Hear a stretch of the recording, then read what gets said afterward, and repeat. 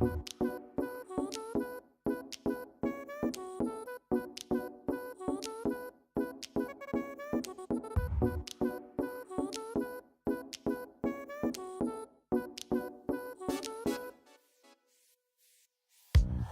can't explain, I can't explain it. I go insane when we get naked. Hold me down, never let me go. Take me in, I want you to show. Hold me down, never let me go. Take me in, I want you to show me love.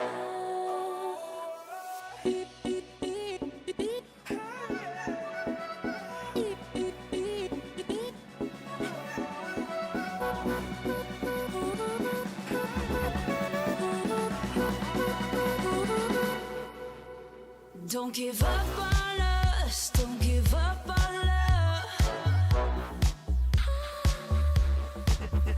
Don't give up on us, don't give up on love. Hold me down, never let me go. Take me in, I want you to show. Hold me down, never let me go. Take me in, I want you to show me love.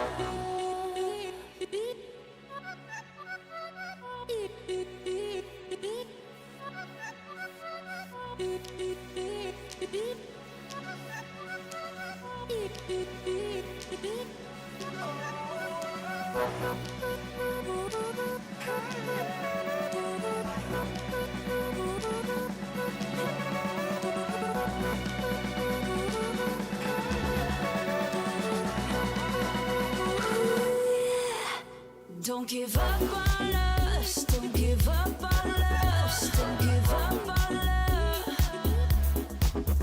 Don't give up on us, don't give up on us, don't give up on love. Hold me down, never let me go. Take me in, I want you to show. Hold me down, never let me go. Take me in, I want you to show me love.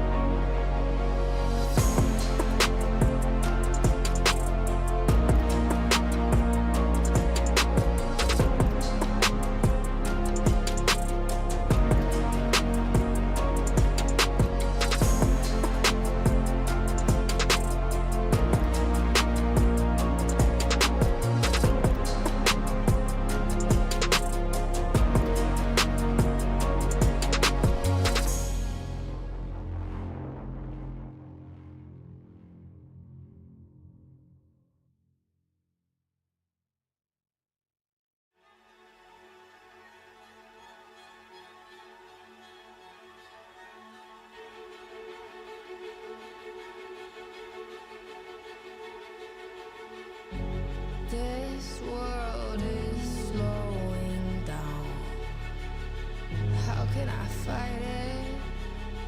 How can I listen when there's no sound? Oh, the wolves are out. Yes, the wolves are out.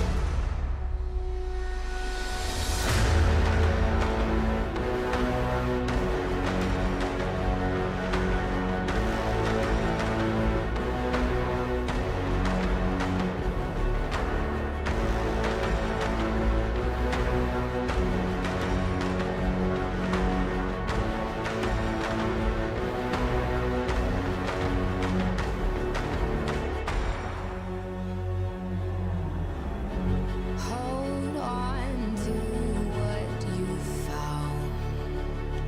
Days are deceiving. My head is spinning round. Oh, I hear now. Yes, the wolves are out. I'm losing sight of our reality. Satellites singing serenade.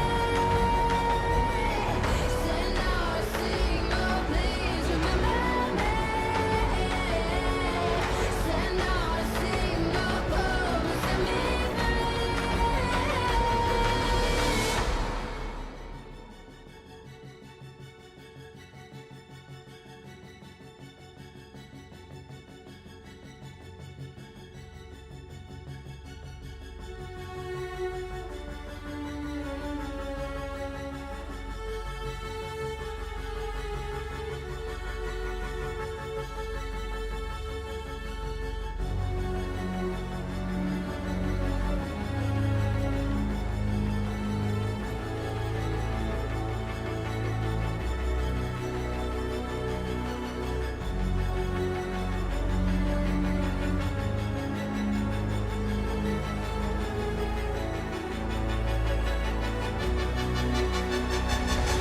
I'm losing sight of our reality.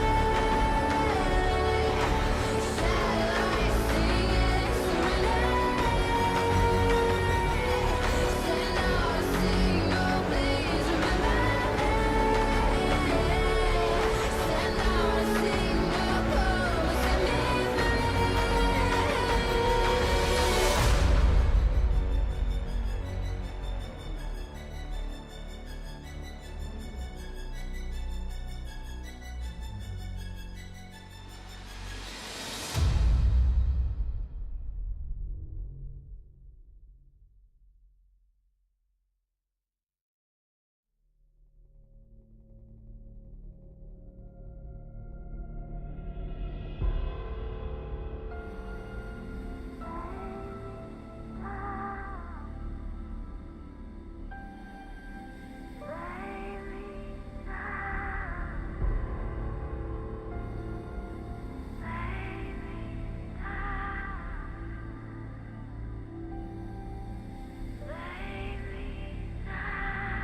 look into my face. Tell me now why you want to wait. Running out of words you wanna say. I've been looking for you, looking for you, looking for you.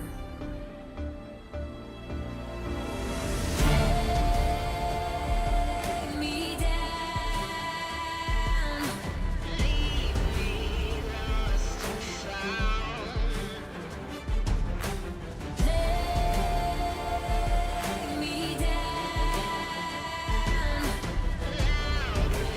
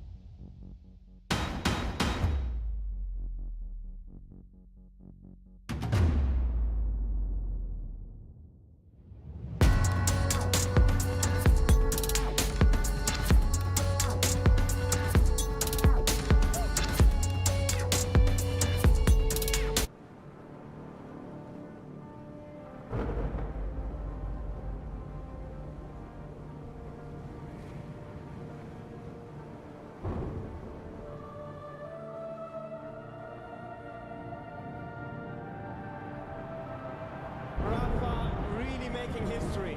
Absolutely phenomenal. And Ace is the champion of the Intel Extreme Masters World Finals. Storm still not quite done. MC is going to take this fight, though. 3 seconds left. Last 2 rounds of action's got to start it well for ESC. And this is a massive move for Zez, but he's not content with just a Nexus kill. He wants to win. And it's all done. And Strollick's winning. Unbelievable Rogue with a 4-0 victory over Classic. And they did it again in the grand finals. It's Goldie!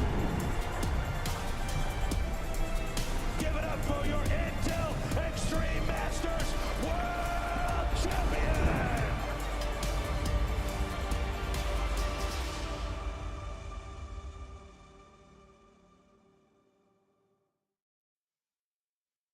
Man, I can't help it, but every time I watch that intro, I just get chills. And maybe it's not going to be the last time we're going to see this intro for a couple of these teams as we're starting the road to IEM Rio. Taken away here in North America with my North American co-commentator. What's good, Cole? I am so excited to start things off. Obviously, 4 teams again rolling on in here into this closed qualifier. 1 team gets the spot here for Rio, and so looking forward to seeing who's going to be locking in this position in IEM. As you know, it means a lot to these teams to get the opportunity to be here, to play into this qualifier, and you know, for some of these rosters as well, you know, a chance to try and pull off some big upsets, because there are some big targets here.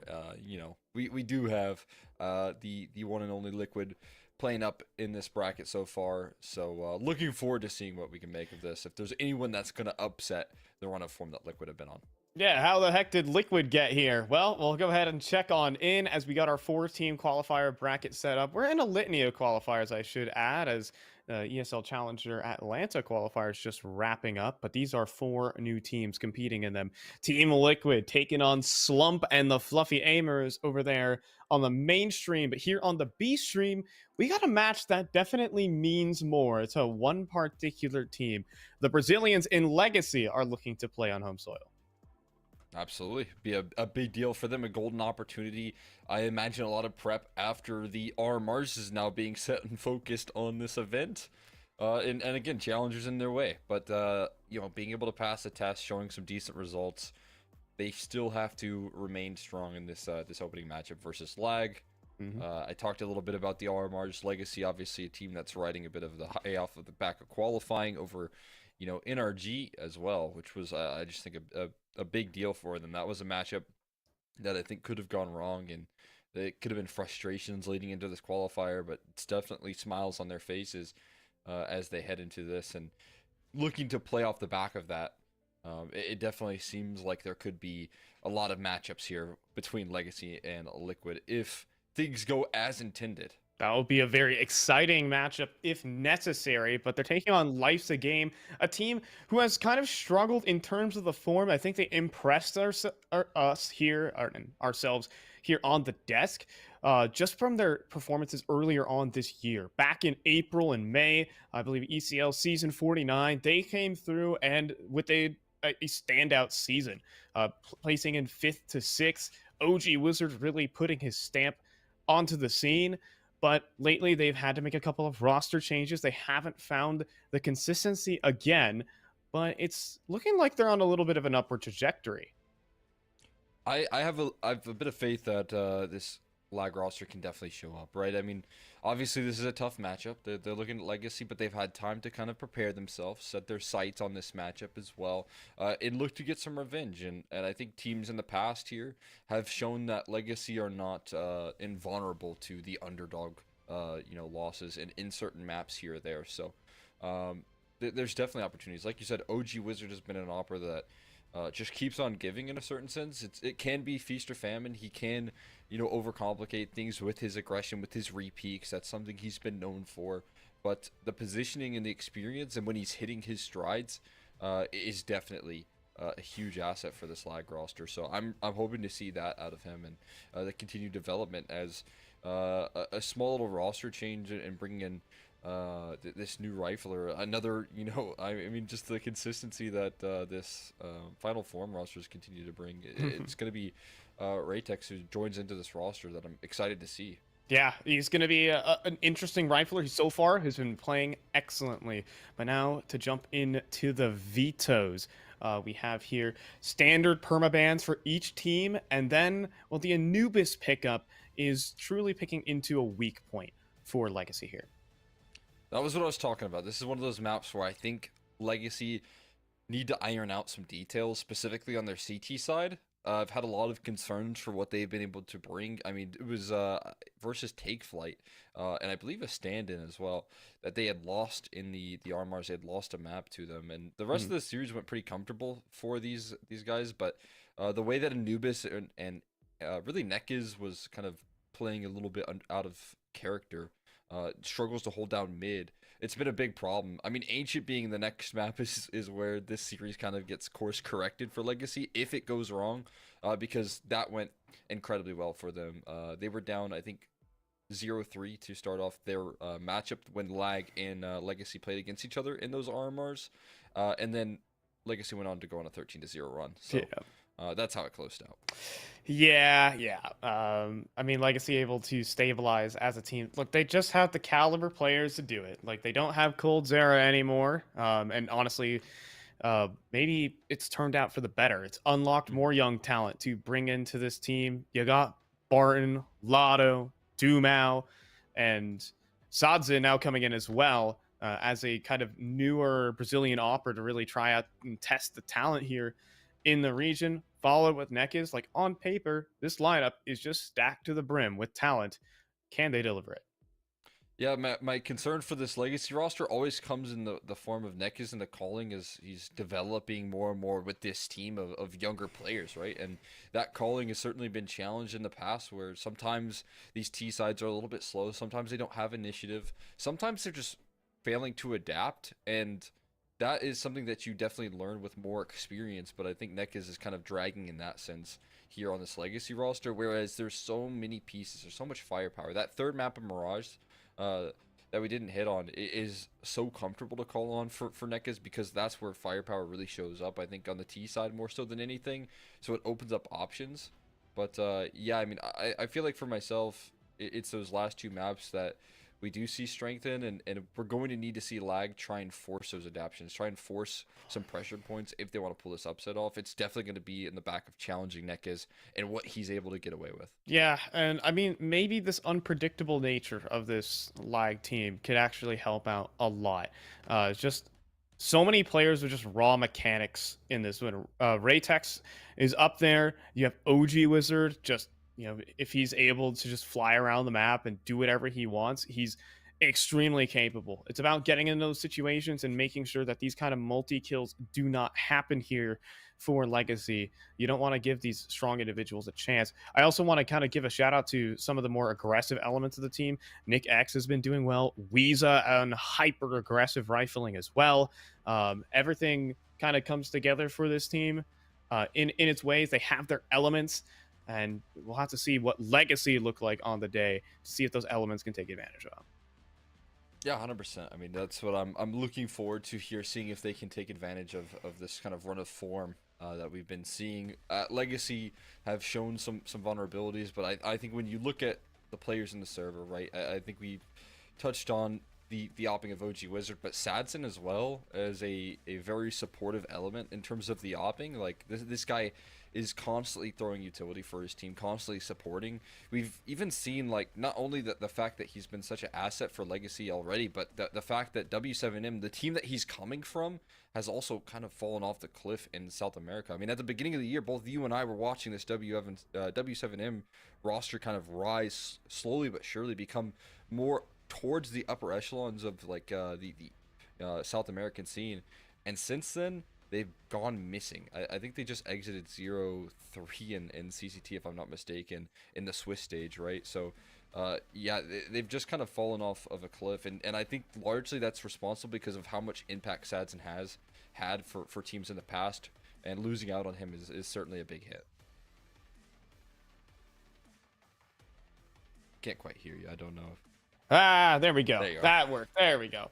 But I will say that like Satsin's opping is this hyper aggressive. It isn't actually this hyper aggressive opping style. It's kind of turned into this Brazilian op that has kind of sat back and been at rest for a lot of times. There isn't kind of like the wild opping that we've seen in the past. It's not hyper aggressive at all. It's more people just sitting on their sites. It's fallen style opping is really what it is. It's calmly waiting. So he's kind of doing that on this team where the riflers are much more active on this squad. Lotto and Dumao are the two engines truly of this legacy team. And Sadzin's opping, I mean, it's just CS2 in general, just hasn't been as impactful, I think.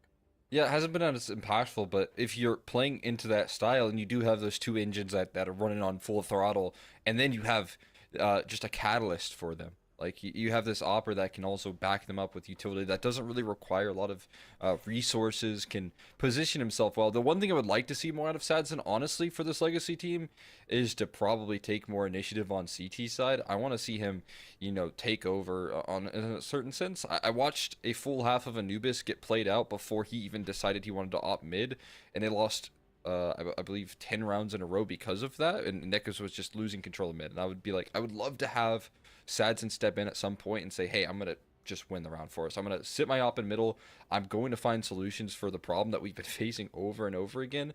Maybe that's partially on Nekus and not wanting to kind of step on his toes, but also as an opera, I would like to see that initiative. And it's tough, right? I mean, this is kind of a big step up for him in terms of like kind of dealing with a lot of prospects that are huge deals in South America. Like Dumao, everyone knows, is a hot topic. Like Lotto is proven that he can do a lot. So it's not like Sadson is a very experienced, developed opera. Like this guy is one of those young prospects that has hopped into this roster as the new guy on campus. Yeah, that is fair enough. And he kind of has to tread lightly. He kind of has to just follow orders for now before he really gets a say in the matter to the more experienced players. I mean, it's crazy to actually think that it's really been a couple of years, like 4 years, since Dumao and Lotto actually kind of burst onto the Brazilian scene as well. I mean, you talk about how they may be more inexperienced, kind of young hot shots, but I don't really think they are too much of that anymore. Like Dumao and Lotto are now international experience. Like they've been to majors. They're no longer that squad. There comes a point for this legacy team, and just for squads with Dumao, Lotto in general, that they got to start putting up results. They have actually need to start getting close to winning tournaments because these players are good enough to do that. I really think for this Brazilian scene, they just haven't been on that right team. And hey, maybe Rio is a place where you can make a mark. Yeah, I mean, again, this is all off the back. If they could make a mark as well in this bracket, right? Because this is in essence like potentially Team Liquid. It's Team Liquid's bracket to take it all the way home. But Team Liquid have also shown that, I mean, this is a completely different roster, right? So I don't want to say like, okay, yeah, they've lost qualifiers in the past, they've gotten beaten by M80. That's not the same team. This is a completely different story. But it's not impossible that Legacy can come in with a little bit of steam from the feeling that they felt from qualifying to the RMR and take that into this IEM qualifier here for Rio and try and build that energy. But we'll get to find that out. Their first target at hand, of course, is lag, and they still got to pass this test, and there's no guarantees that they do that. I mean, it's highly likely. I'll give it to them. Like, life's a game. Are still a kind of new team trying to find their footing here in the North American space, but they've got deadly pieces that you do have to respect here if you are Legacy. So, again, I do preface that Legacy still are heavily favored, but you are 100% correct by saying that it's not impossible for things to get weird.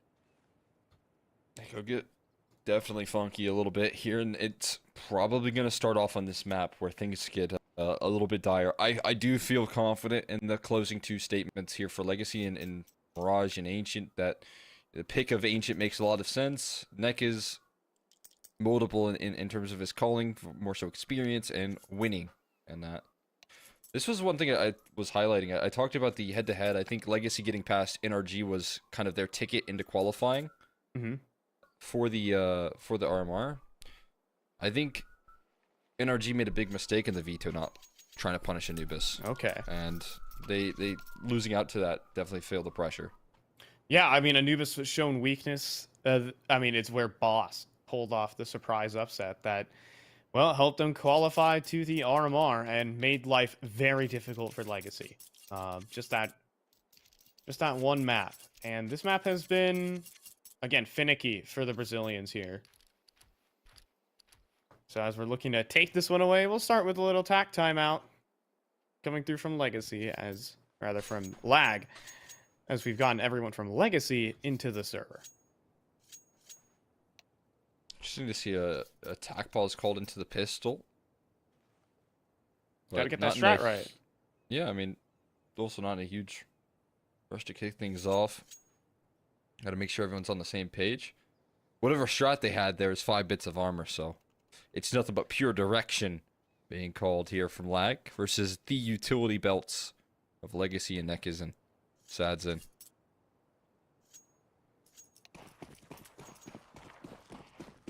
What do they have in store for us on the pistol here between those Rush, two? rush. Oh yeah, I like this.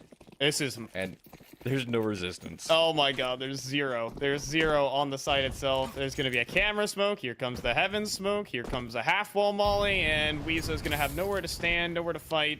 And just hope for some smoke spam. But hold on, there's a little gap. Or there was. Those darn smokes. Oh, but he's jumping out. Oh my goodness. He thought he could stop the plant. You know what? I respect the effort because it almost worked. But now, I mean, in essence, this retake is so difficult. So many different angles to clear and little time to do it, but OG Wizard starts it off with a kill on Aneki's. OG Wizard with the second. And OG Wizard has gotten 3. Barton falls next, and they've actually got the retake. OG Wizard walked out A main and killed everyone. How did he get away with that? That's incredible. As you said, I was right there with you. I was standing beside you. Retake doesn't seem super likely. They're up against a 5v4. They got the man down. And the bomb planted early. The positions were pristine for Legacy. Until OG Wizard comes out around the corner and starts knocking off heads. Sets that disruption. And Legacy off with a big surprise. The A execute that I really don't know if there's a lot of counters for other than having players on prepared and ready to go is thrown out to perfection. There was no resistance, but not enough to hold off against OG Wizard's start, and he's bought an op to start this round off. Oh my goodness. He actually had $4,800 in the bank after the triple kill plus the defuse. Oh yeah, and obviously the armor still held on too. Yes. There you have it. AWP money. Gotta be weary of the Galeals, but you know, what's the difference? They got AKs, they got Galeals, just don't get headshot. Land yours fast enough here, but the mid crawl from Legacy is gonna be potent here. It's gonna be really tricky for Nick X to hold off against this speed. Yeah, smoke dropped. Flashbang turned, and Nick X has got 2. The HE does kill his teammate, but Weeza will make up for it. And he'll get his own kill right on back. 2 versus 3, another A-site post. The HE would have been so perfect to facilitate that further success. But so much out of the 2 A defenders set it up into a man up. OG Wizard ready for this re-aggression, but he can't quite claim the kill. Luckily, he's not alone. Oh, Samson drops back. Experative clearing. Didn't see him. So Ray is going to fall. Oh, and... he got him. Oh, he's not going to pick up the Rifle. op. He's going to trade out to the rifle. Fake on the defuse. Thinking he's inside the smoke, but oh, Sadzin has played it perfectly. And hey, there's even an op down there. Experative falls. And, oh, Sadzin runs over the op. No, he didn't get it. Too busy fist bumping the teammates. But it don't matter. Legacy win their force. Yeah, and I mean, not the biggest concern. So happy that Sadzin able to save the round. What an absolute clutch coming through, and a bit of misfortune. I think that HE like bounced off of a clipping and just bounced right back in the face, and I don't know if there was any trades available. It should have been a trade, but with the HE damage and the MP9 close up, I don't know if that's a guarantee. Is that an R8 for OG Wizard though? Are we really doing this? Yep. Why does that gun icon... That... I mean, I appreciate the difference because sometimes I can't tell the difference between a P250 and a P2000. That is fair. But, That one's... you know, I think it's one of those symbolic things where you just got to get the picture. The barrel is... It's like a speed shooter barrel right there. I don't think I've ever seen an R8 be brought out with this HUD. Yeah, maybe. The HUD's a little... Maybe it's only that we notice it here on broadcast, but I do see the player panel in the center of the screen has a little design to it.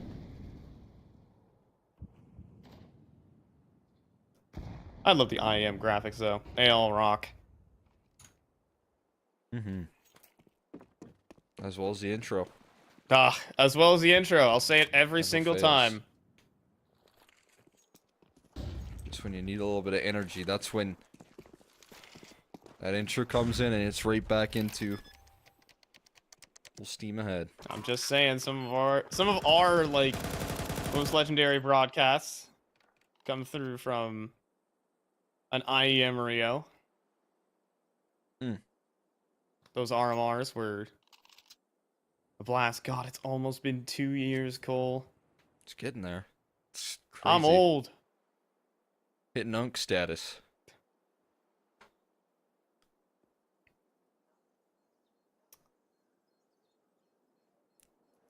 Chance to Just qualify. about to get your driver's license. Yeah. No. Oh, please. I made a joke tweet. I had a friend of mine, Ping, said he in a Discord call called me up and said, "Hey Fi, I found a clip of you casting 4 years ago." And I'm like, "Wow, really? That's so cool." And it was a like 13 or 14-year-old on the mic back then, like in 2020, casting like an advanced game.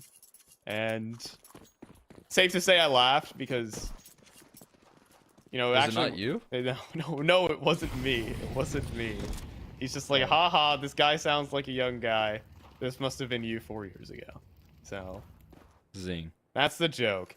All right, 3-man B stack. A contact walk from Dumao, far ahead of the team though. And now it gets complicated. The nades will clean up on one, and the R8 to no effect. Ray will be able to deliver one with the 5-7. But it is kind of fair to say this one's not looking too great. Lotto tussling with an MP9. No problem for this guy. He's just such a strong rifler, has a good headshot percentage, and stays cool facing down a double swing. I mean, that's a scary position. I was waiting for the panic in Lotto's aim as he was getting pressured, but that's not really in his nature. I guess he will finally walk into the stack just around afterwards. Unfortunately, the R8 just gets blasted through the smoke. So we don't get to see any funny business. Not yet. Maybe in the future. Flash lineup for Nick X, Is and that a real flash? he just freeballing it, you know, see what we can't do. Well, all it's kind of done is drawn a bunch of eyes towards A main. And, well, that's a great kill there from Ray. Barton wanted the fight behind the smoke, and Ray prepared with an instant dink body shot combo.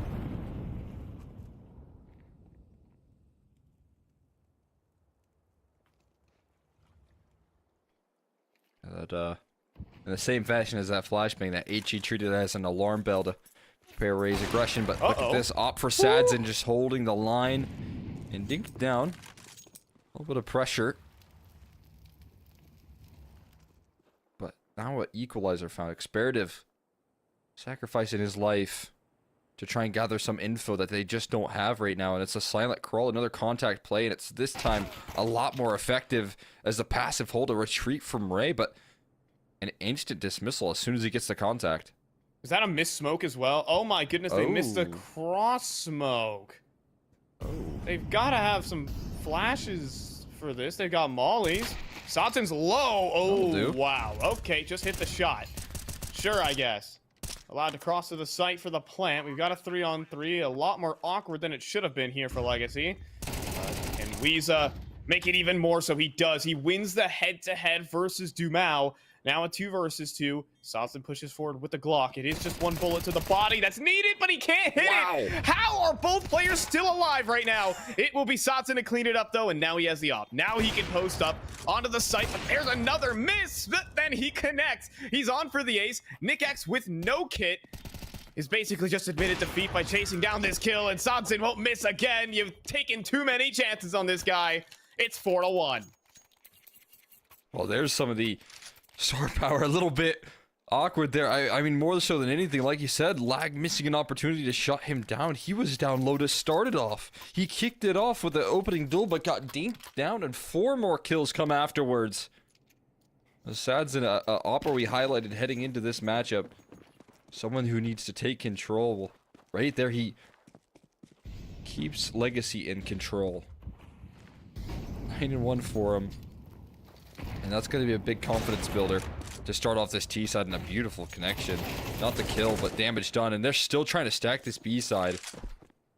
Sadzin will give his second death over, but the op isn't recoverable. Yeah, do they have a molly? Oh, they do. And Nick X is not dead. What? All right. That should have been a freebie. Barton, is he ready for the next? Not quite, as OG Wizard converts. He's going to scoop up an AK, and now is in prime position. Ray, though, couldn't convert his fight in middle, and now the map opens up here. Another headshot onto Experative. And OG Wizard hanging out in E-Box, hoping. Just hoping. No, he's stuck here, right? Yeah, they've got him pinned. They're just going to wait for OG Wizard to get impatient. That's why Dumao is playing this very deep angle. You prepared for this, OG Wizard. I'd be impressed. Dumao starts to walk back forward. He should be somewhat prepared for that idea, and oh man, dismisses Dumao. But then that just cues up the aggression between Nekis and Lotto. Comfortable bomb plant for CT. More effort into this would be surprising. I feel like a save call is in order here at any given moment. Without a kit, without any utility, and with the current position of that bomb plant, it feels a little bit unlikely. But he just wants kills, man. Oh my god, they're all leaving the site. It's so worrying. OG Wizard, he's a frag hunter. But he himself will be fragged. That's just the nature of being a frag hunter. There's always a chance they actually shoot back. So, Legacy up 5-1. Another buy in the tank. A save would have been nice. I do agree there, Cole. But OG Wizard's got his op anyways.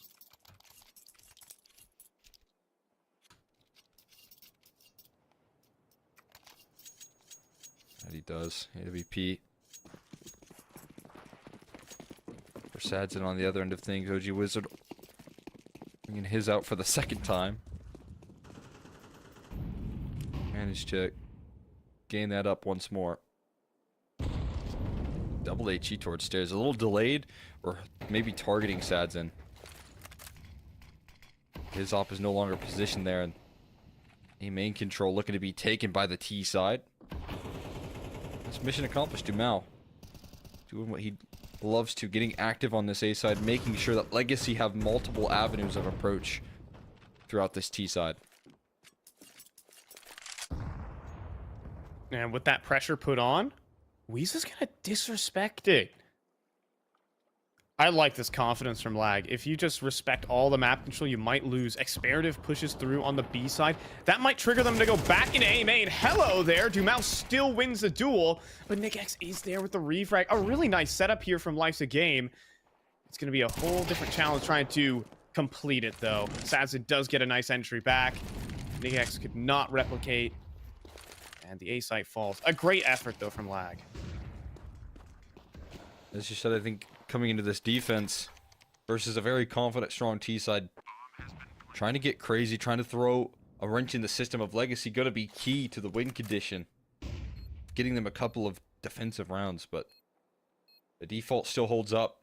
We'll see if the post plant does the same. Nekis has got this backstab locked in, instant headshot, and there's just no way OG Wizard can win this. He was getting interested, but Neck is late lurk in middle. We'll put him to rest. It's going to be Legacy up 6-1. It is the T side of Anubis. Some of these rounds are very hard to win, but it also makes you feel a bit bitter, considering you couldn't convert some of the very close rounds that Life's a Game has had. They get limited chances versus a team like Legacy. You have to capitalize on all of them. I mean, for me, one of the biggest is capitalizing on the pistol and the following. Trying to convert on that second round. Yeah. But a missed opportunity there. They're finding themselves pressured in good chances, but some of those not successful. They won't give you a lot more of those. We'll see what they can do with this AWP. HE for the smoke into an OG Wizard off is a scary prospect, but Nick is just prepared for that, and great trade spacing between Barton. As Nick is diving around this utility and smoke, jumping forward so that he can gain vision. And not shying away from this mid duel. Yeah, he's even made the straight up read that OG Wizards kind of left that area. And with that, he is 100% correct. OG Wizard kind of just playing towards the A site, posting up.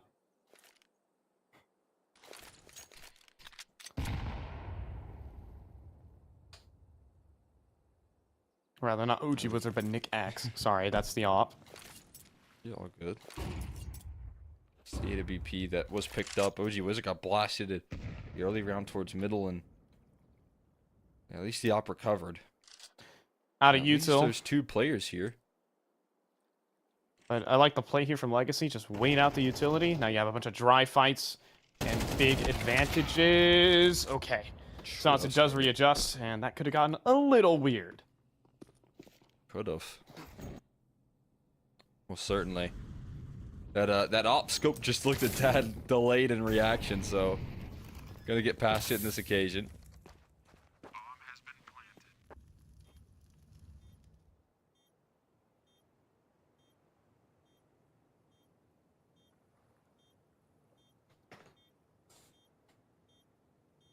Could have gotten weird. Could have. Shoulda, woulda, coulda. But that's all Lag are asking Legacy right now. Again, they've had chances. They've had mid-rounds. They haven't just gotten rolled every single one of these. But you start getting opportunities, and they vanish in front of your eyes quite quick. So, all missed shot as well from Nick X. That's going to be brutal, even more so to the efforts here for Lag. OG Wizard with enough cash for one anyways. But still, these rounds are starting to get a little brutal.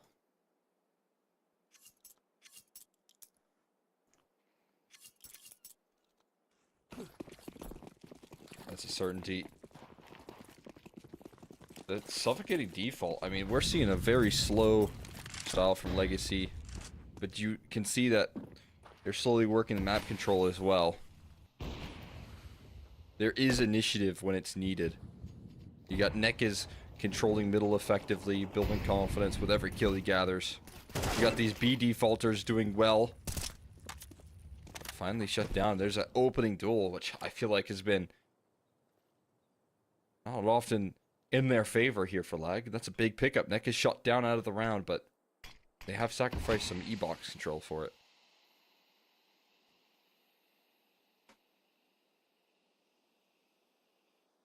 However, the map here for Life's a Game is actually pretty online. Still holding a 3-player defense on B should be enough to repel the invaders. And even OG Wizard, if he's feeling privy, can go for a big flank. That HE had a lot of potential, but misses out. Now Molly to the back site, and Ray burns first. Nick X on the off angle, aimed for, but they can't connect on him. He's gotten the double. OG Wizard collects the lurk, and this round is done. Rock solid hold coming through from Life's a Game, and of course OG Wizard's jumping out canals for the last. Okay, I get a repeat there to seal it. And Lag bringing a huge defensive effort. Nick X to start to slow things down. A multi-kill and staying alive, allowing for his teammates to support him there.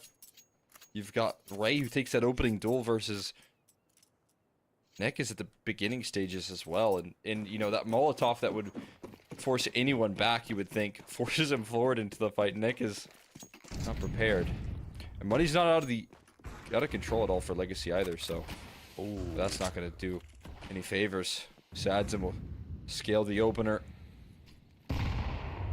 and the HE for the smoke. Boy. Kicks, considering re-upping on the angle. What does Neckers want to do here? Does he want to dive down? It looks like that would be more likely, but flashes are coming soon from Sadzin, and it might be a push through the smoke. Oh, Nick X around the side, one back turn, Sadzin, he doesn't connect, and Nick X allowed escape to bring it back to a 4-on-4, winnable territory for Lag. That's a big pickup right there. Nick X somehow escaping that with extra damage. Equalizer found. And a sour taste in the mouth of Nick is shut down once again. They're re-aggressing towards middle. Sadzin, although down low, still taking charge, is leading and the efforts for this mid control. And maybe has an opportunity, if this is how they want to play it, Experative not covering off this camera angle, so they are overexposed.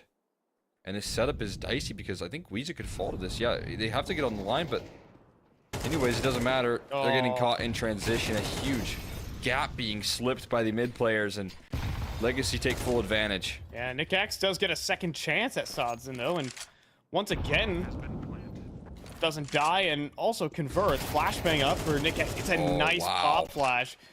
It's cool, but doesn't quite work out. Lotto full blind on the spray, and Ray tragically will have to save here. Legacy are going to turn this one from a close game to a dominant one as they move to 8. Yeah, that's kind of more of what I would expect here. I mean, we are dealing with a bit of an inexperienced Lag roster. They're trying to lean in on this big opportunity to punish pick into Anubis, and in doing so, you know, you might be missing some details, some communications. They always figure out a way to deny the op save, don't they? Right at the end, Barton will claim it, but the mid gap, the A execute, combining forces perfectly well. Legacy will take advantage of that.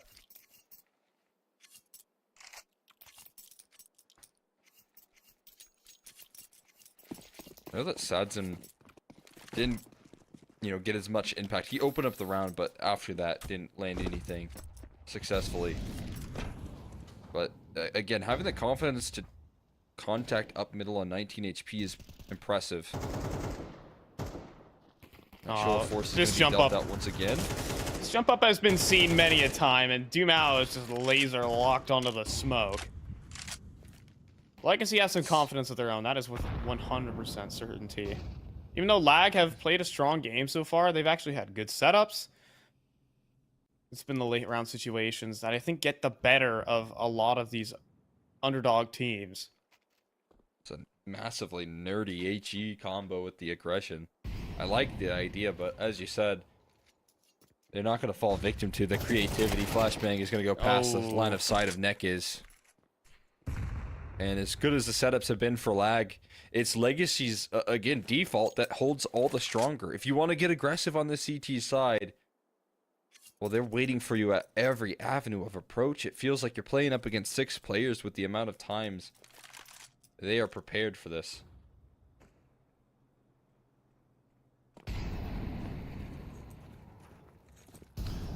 And now a free walk into A. 9 rounds is... You know, 8 is somewhat tenable for a CT side here on Anubis, but 9 is where you just get into brutal territory, where you just lose a pistol and the game's done.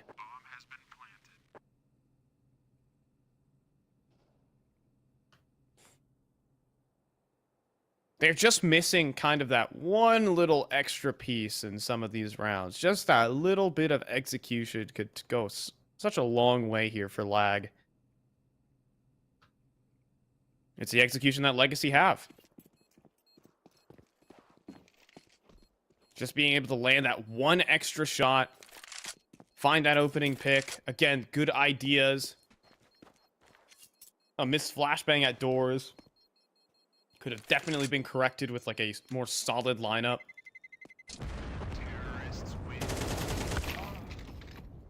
These definitely feel like setups that could work, but as you mentioned, missing out on this. I mean, credit to Legacy for being prepared for this. This is a good T side as I expected. It's going to turn into a great one if they can lock in double digits. Probably already there, if not.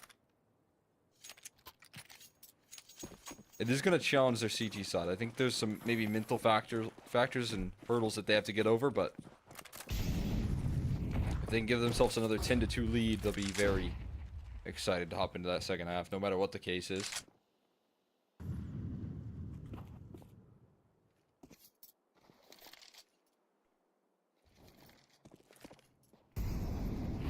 I still believe we got a good game out of this, but a lot rides on this round. Doom-out just keeping the attention of multiple players here. And also mid-aggression. Oh, it's just going to be... Oh, or not! He let go of the angle. OG Wizard. A master of time, it seems. As he puts the freeze potion onto Sadzin. And then Ray also converts his kill onto E-Box. The whole round goes wrong. There you have it. What a massive timing. Sadzin, I was going to say, is once again steady in the default. Steady posted on that angle. But OG Wizard double dips. As I said, he loves to get a good repeat going. And tries to win the round for the side of Lag. Instead, gives an avenue of approach back into this one for the T side. Certainly we're going through this, right? They got to. Hot flash in. A move. The nade to the smoke, but it's not good enough. Nektas with a fiery entry and a 2 versus 2. Now, Experative still back of the site. Does he want to make a move? He'll just empty out a mag into the smoke, but for no connection, it's a 2v2. We've got Weeza in from spawn, though. Massive kill. It comes down to Neck as he started it off with a hot entry and is not going to be able to convert onto Experative. OG Wizard, I mean, casting spells and the rest of the team just following up. Lag will have at least 3 to walk away with this half.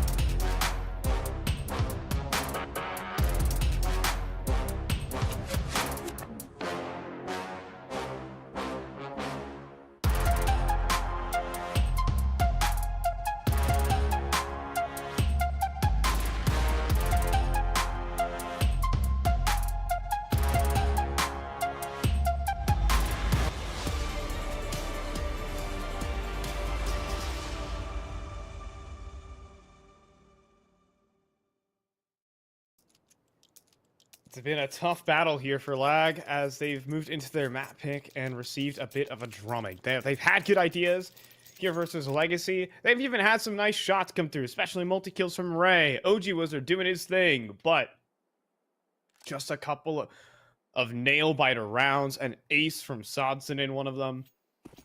And you can't be giving up opportunities like that when you are the underdog. I'm Phi. I'm joined by Collection McHenry. Pistol round on the way here between Legacy and Lag. Let's get this one on the road here for the pistol. Legacy concerns on their CT side in the past. We'll see if that remains, as a pistol could go the wrong way. Lotto knocked out of the round early. A quick man advantage, a 4v5, and a lot of aggression. Barton wondering where on earth the T's are. They just cleared all of Canals. Not a single soul spotted. We have a solo effort out towards this A side as well. Experative saying, wait a second, guys, this is a little too clear. And if they call over the rotate, it's going to just be infuriating. Experative taking more space. He's in spawn without taking any contact. Oh my god. What is happening this round? Okay. So will Experative find this kill onto Dumao? Do you look left? I mean, you have to look left here. Yeah. Hi there. Of course. No, And a knife, maybe? No, Just secure the bag. He's moving a little secure bit too the much. frag. Now what? Yeah, I mean, there's like a three-pronged worry here. The bomb's going to rotate back. This is a very slow one, but they avoid the Canals pressure initially. They've got a player in carpets ready for re-aggression. This is going to be a collapse. Legacy have let them get just constrict on the round at all fronts. And I don't even know if a single soul besides Lotto has actually seen the opposition that's taken them down. Yeah. They've just been shot in the back. Sodson will be able to clean up one. Weeza running in. He says, I want mine. And he might just get it. He knows exactly where Sodson is. And Sodson's escape is going to be a little complicated here. As headshot for one. And Sodson with a second. A quick trade there from Weeza. He does get his kill eventually. Life's a game with a pistol. Is there anything more to this? I mean, at the start of this, I would say there could be a whole lot more at this point. This is a fantastic kickoff for Lag. A little momentum stopper at the end of the first half. And now they got a pistol to boot. And the way that that pistol was called shows that same experience that we were hinting at.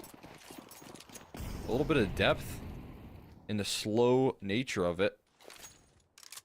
And then they're able to capitalize, making no mistakes in that round, where I think there could have been a lot of mistakes made.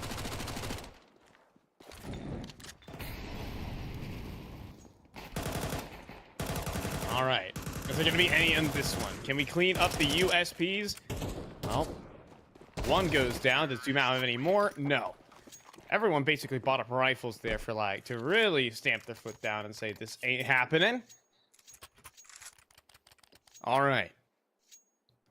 And so, a moment of truth. Do Life's a Game have it in them to pass this very first test? I mean, not much of a bonus, right, as well. As you said, a lot of rifles still in play.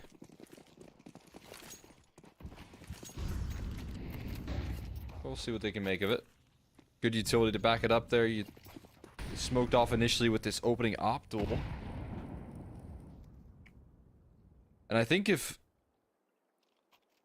Lag are doing their research, if they're trying to identify what their win condition is on this map, it's probably just taking mid over and over again, because that's what Take Flight were able to do.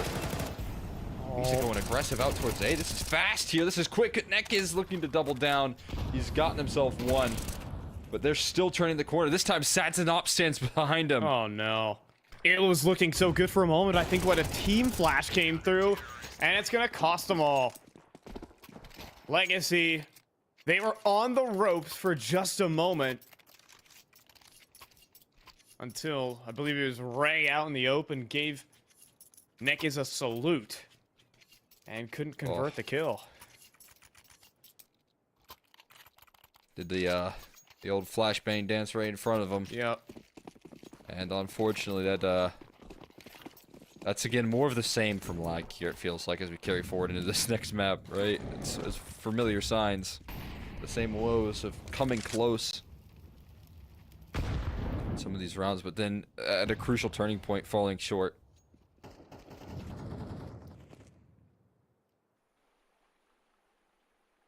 Could be another one of these. Weeza aggressive, and that's exactly why the op exists in Counter-Strike 2, is to pick off pesky lurkers like you. Immediate 5v4, the op wheels back towards camera and middle. It's in prime position to get another pick.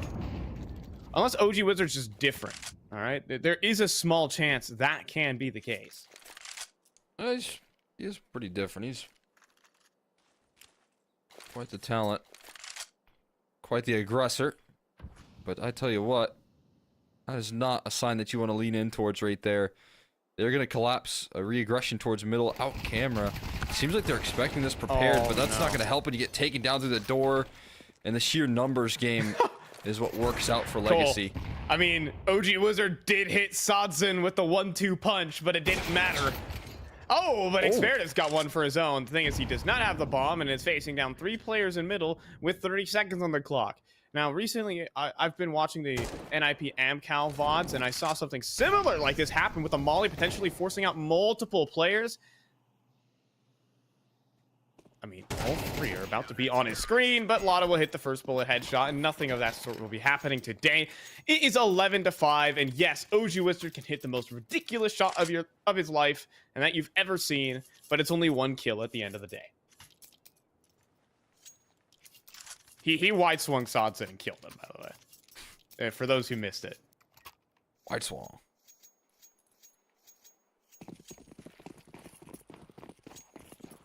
Lag are good, but Legacy are better, is the vibes I'm getting from this. Yeah, I mean, and it's also, you know, again, leaning on a lot of this, like, these past results, a slight discomfort, but there's also, I think, for Legacy to realize that, you know, this weakness can be ironed out. And it feels like the way that they're holding off mid is a lot more competent here, but Weeza starts it off, and Nekiz is going to be left on the outside looking in. They've got control towards A. That's a problem flash from Dumal. That should have landed right in the face of multiple, but it doesn't even make it around the corner. With the extra smoke as well into camera, do they even go for this? I don't think they are. Deep control not really established, so it still could have been a bit on edge here for lag, but Legacy not getting a chance to 4-on-5. This one is stolen.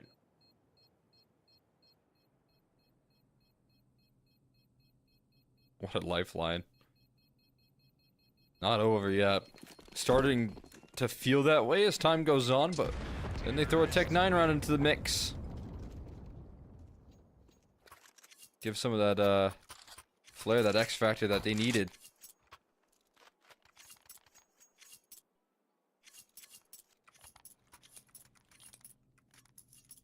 Was needed the most. The money's not broke though for the CG side. They'll get right back into investing. That's at least a promising sign for them. But again, your like most straightforward path to closing out this map has been ripped away from you just at the closing stages.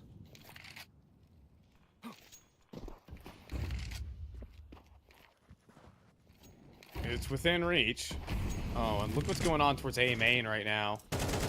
Lotto getting fancy with the duel. Nekiz nearly goes down, however. Smoke spam nearly gets the better of him. And feeling a tad pushed back at the moment.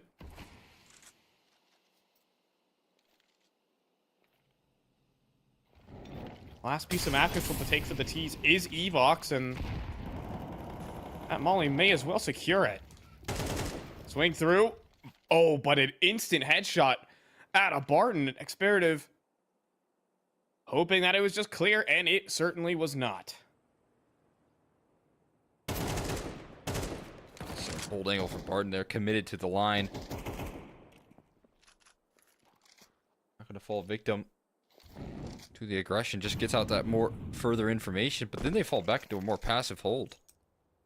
and they're saying, do you have the utility to execute this bomb site? And I don't know if the answer is yes here for lag. Oh, Weezer made a footstep. And the clear to the back site. Lost the bomb. Oh, and they've got it across. Oh, but Lotto no. will prevent that from happening. Weezer was the only player to make it across.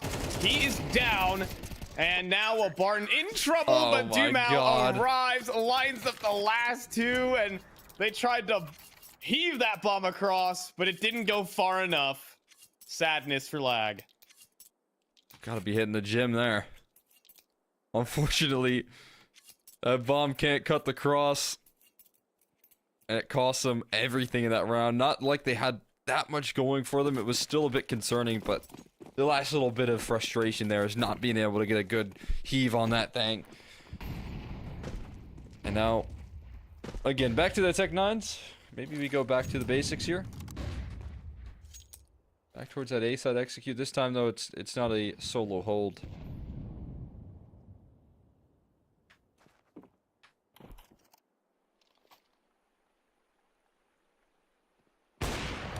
Oh, and once again, same hold here for Sadzin in A main. Just waits for Weezer to walk forward. Oh, Neck is having some fun in middle as well. And it looks like Lag's map pick will go into the rearview mirror in a few short moments, unless a 2v5 comes through from OG Wizard. And I may have seen crazier things, however, out of OG Wizard. 2-man entry into a 3-man hold. Oh, well, doesn't look like it's happening today. Experative scene.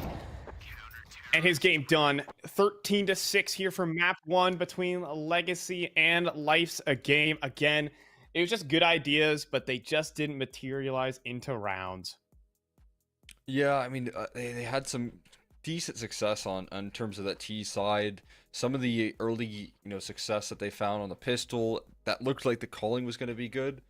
But I also think that Legacy adjusting as well in their defense. They felt like they were playing more active towards middle. They didn't just concede it. They didn't leave Neckes alone all of the time, and I think those are key adjustments as well. What I identified as kind of a big issue for them. But yeah, that one did look like Legacy are coming into this one so much stronger than I anticipated on this map in particular. This was what I thought was going to be the clear punish pick, and Legacy showed some depth. Yeah, I mean, Legacy also just showing a lot of more comfort in their individuals as well. Dumau playing well, Sazin showing up with an ace as well, and that puts the bow on map number 1. Map number 2, Ancient coming up here, much more favorable here for Legacy, and they are looking to tee up a quick close and a move on into the upper bracket of the IEM Rio NA qualifier. See you guys in just a little.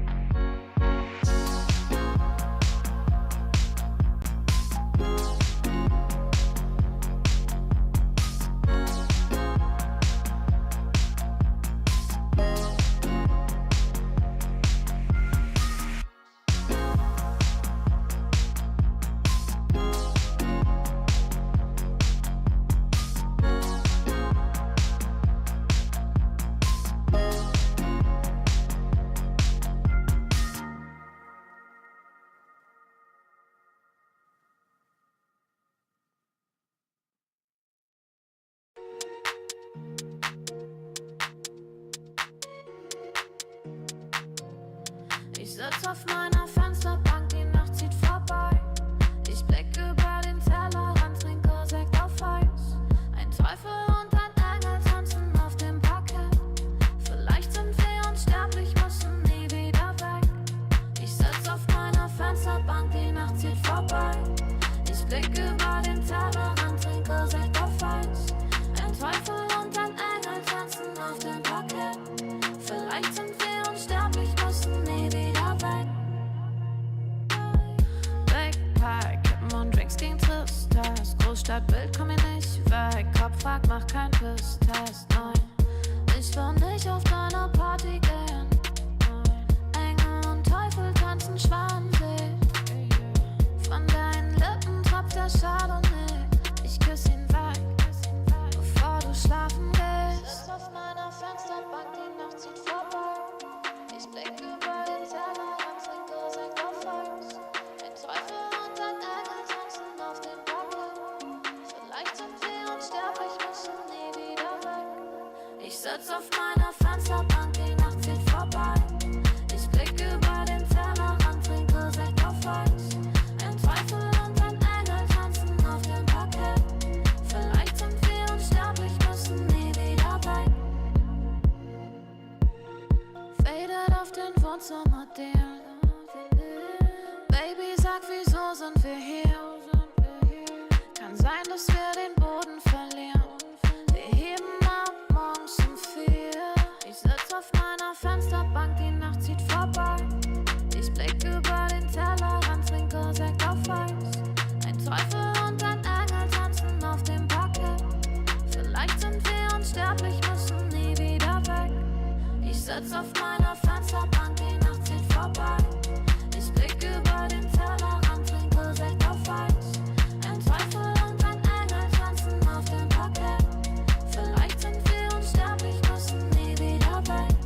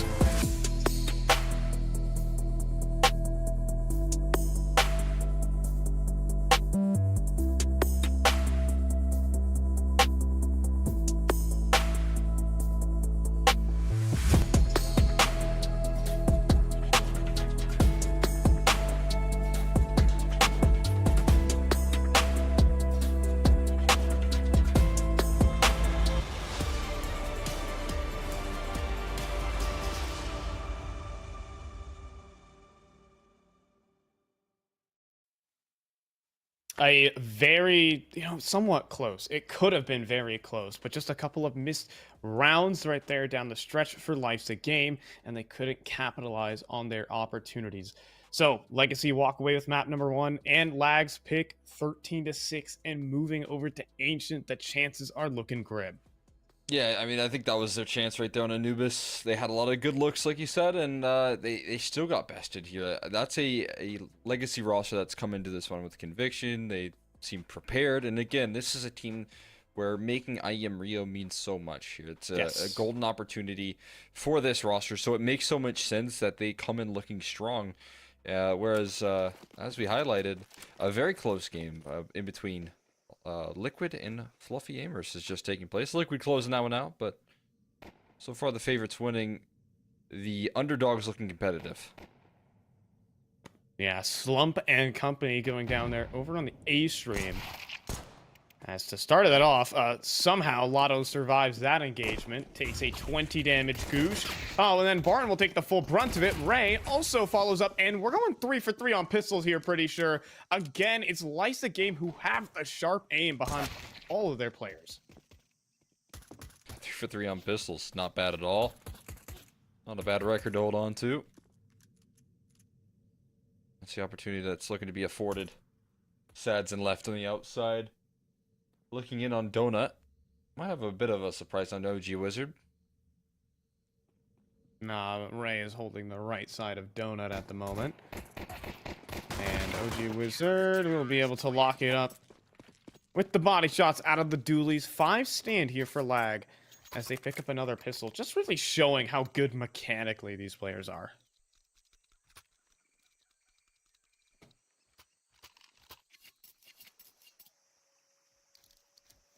Definitely the case. And pistols, I feel like all of them been pretty one-sided as well in favor of Life's a Game, interestingly enough.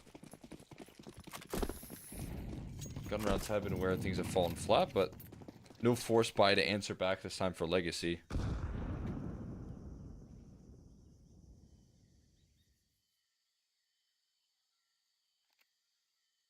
Now, don't lose to Glocks.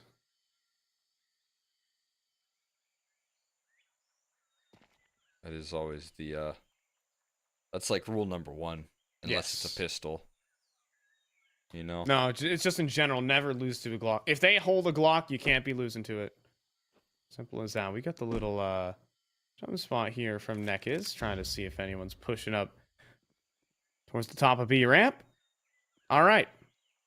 Well, this is the setup you want versus a 0 util move, but Experative asleep at the wheel. That getting awkward. Players run out of ammo, and then the pistols, the sidearms come through, and it'll be enough to lock it up. So, Life's a Game now up 2-0 after it got a little weird. Is Weezer in trouble for that? He lost to a Glock. I don't know if that counts, but at least the win coming through in general for the side of Life's a Game. They get to play off the hot start of a pistol in the following conversion comfortably so. Even though, yeah, it did feel like they lulled them to sleep by waiting patient there.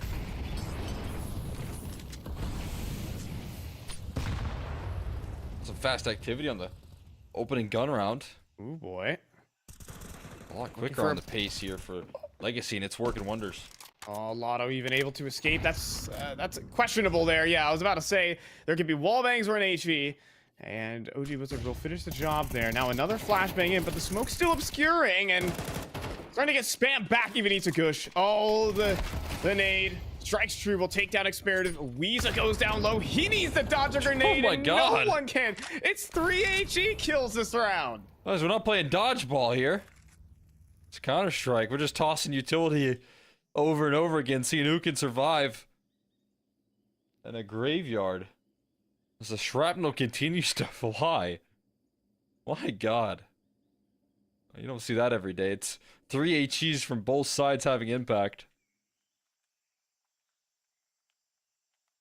Map gets quiet. OG Wizard wanting to step forward. He's going to tuck in. Instead, he wants a duel. He wants a duel real bad. Will they re-clear this is the question. Oh no, he chooses to push forward.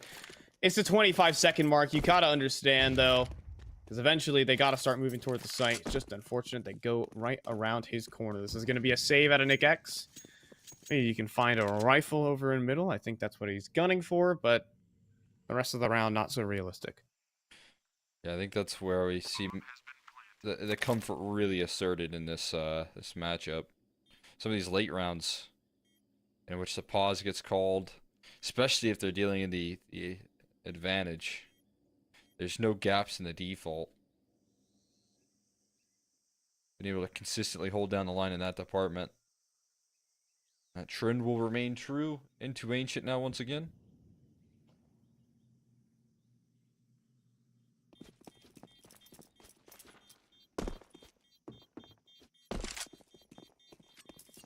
Lag have won, what are we looking at? 3 gun rounds? Series wide? It might be a little more because they won the first pistol, then got ecoed, right? Or force spied. Yes. So it might be more like 5 or 6 in total. Okay, okay. Well, they got the first 2 in the second half as well. So they got 3 rounds off the pistol on Anubis, and so far 2 rounds off the pistol here on Ancient. I'm just doing the quick maths here, all right? Just to kind of paint a little picture. Which team has been stronger and just more consistent round to round? Will that change? Well, it's Nekka's bottom middle, slowing down that CT side aggression, going 1 for 1. And now the rest turtle up in the shell.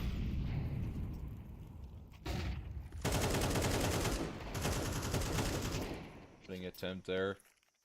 Sadson maybe wishing had an AWP, but still getting the challenge. Not gonna give that Deagle another chance to pop a shot off. Eventually shows enough respect. They're gonna reaggress here. They're gonna walk into the stack, and again, it's gonna challenge Legacy's default, in which they have passed so many times before. No flashes. Sadson prepared for this. It's gonna be a wide swing though. Oh my god, that's gonna do the trick right there. Bomb dropped as well. They're not going to keep it contained, but they know that they've just ripped that advantage away and spotted out so much info. Yeah, so you could see that Ray able to reposition towards the red room. As that smoke goes in, though, there are a couple more questions here for Legacy. Could someone have pushed A main? With that being swept out, 30 seconds.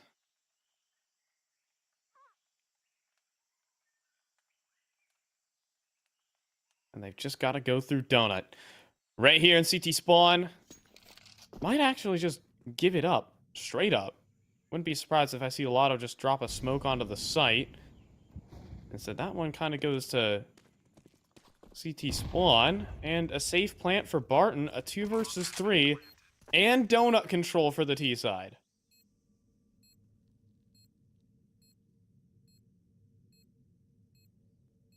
This is scary. I mean, the best post plant you can ask for on this A side with 0 utility except for a flashbang. They know. Now, Legacy, no. They've got a flashbang here for Lotto. Bomb defusal about to rev up. OG Wizard, the one with the kit, lobs the flash forward. And, well, it's Barton to help out. OG Wizard does have the kit. He is trying to stick. It's just around the corner. And Ray has got the coverage. Life's a Game will pull off a retake. Becomes a whole lot more challenging right there with that kind of deeper position on the bomb plant. Successful retake. OG Wizard holding that line and getting that kill is so huge as well. An excellent save from Lag, considering they were down a man to start this one off and still have the nerve to kind of push the issue on Legacy, and despite how it's not gone their way every single time, this time they are going to win out in that opening duel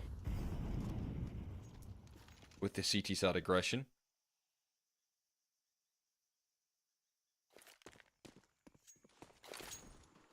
Oh, that flashbang just going to be completely disrespected. Barton walked up. Does not find the headshot. Struggling. But Sanson isn't. Finds a good headshot himself with the AWP. And Molly in. Steps forward, though, for Weeza. with the kill. Plant being put down, but Dumao still in the back corner, but not providing the right coverage. Weeza comes away with a second. Dumao was trying to play the trigger discipline, but instead it costs him. Lotto now trying to line a couple up. OG Wizard puts him down. There's another retake for Life's a Game.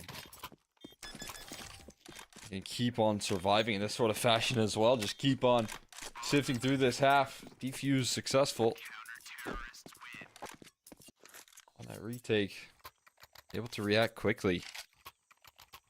It's back to the drawing board once more for Legacy on what is going to be maybe a continued effort on the Force. Okay, I saw Dumao buy up at the beginning stages, but that sneaky sell future in place as well. So a half buy in order instead of the full commit.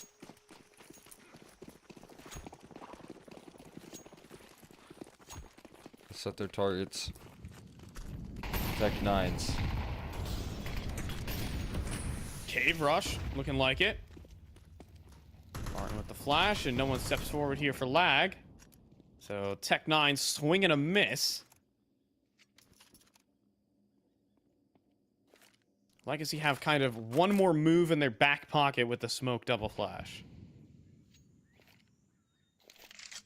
You see a bit of utility to get to this position. As you said, more trick up their sleeve. And it's a swing towards the middle. I mean, no flashes for this position, but the headshot of the Tech 9 scares OG Wizard off just a tad. He doesn't fall away, though. He holds the line consistently. And the rifler's coming through now to offer up further coverage. Oh! Okay, that was Peace. right behind him.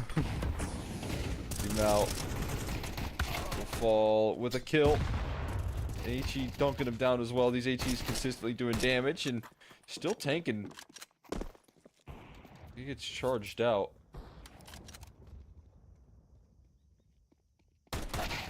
Strong start though for lag to kick this one off. I mean, up 5-1 now.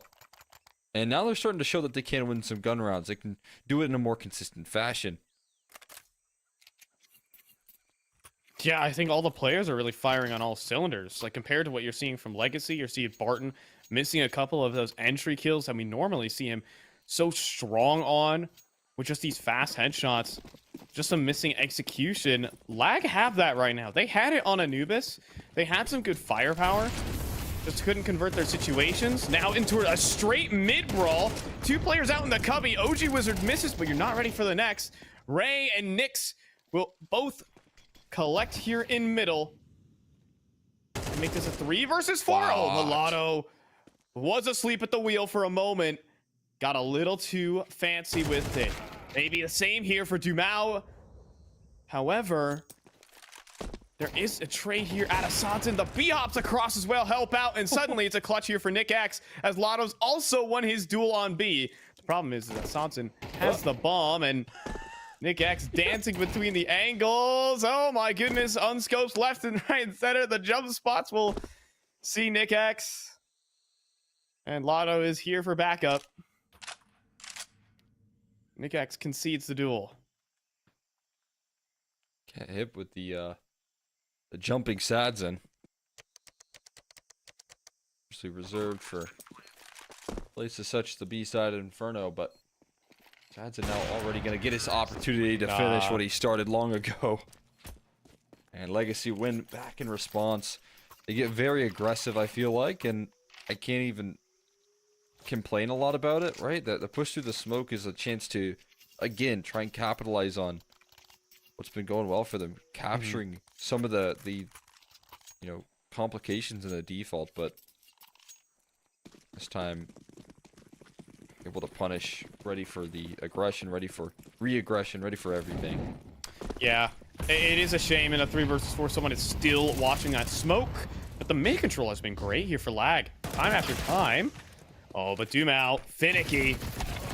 Trying to get out, though, and Ray will drag him down. Trip him up. Okay, no scopes there for Sodson. However, in the meantime, walking up B site. This game could be in some serious trouble. Barton, though, does hand his back over, but Lotto doesn't. First bullet headshot, and Weeza KO'd. Flashbang through. And Experitive's actually going to go through. He's going to get into short. He's going to steal one into. Oh my god. The ridiculous aim out of this guy. Just putting himself into the firing line. Minute on the clock here for Sodzin. He's seen one go into cave.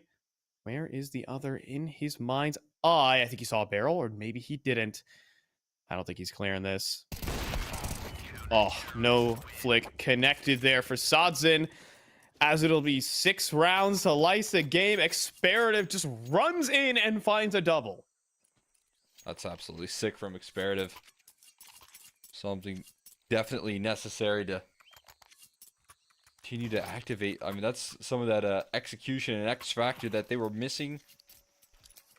They were able to bring a big individual effort from another rifler. Experative starting to get loud in some big moments. And it's back to Pistols. Legacy struggling to lift off here much on the CT side. And they're fighting into a 3-man B stack with no utility and hoping to dry run a couple gunfights. Works out for Barton on 1. But is that really all? 2 versus now make it 1 versus 3. Or Dumao and Armorless Aim Punch will get the better of him. And Lysa Game are planting the flag right now, Cole. They're up 7-2 versus Legacy here on their pick. Will we see stabilization out of the Brazilians, or is this the speed bump we've been talking about? I'm gonna head first into it right now.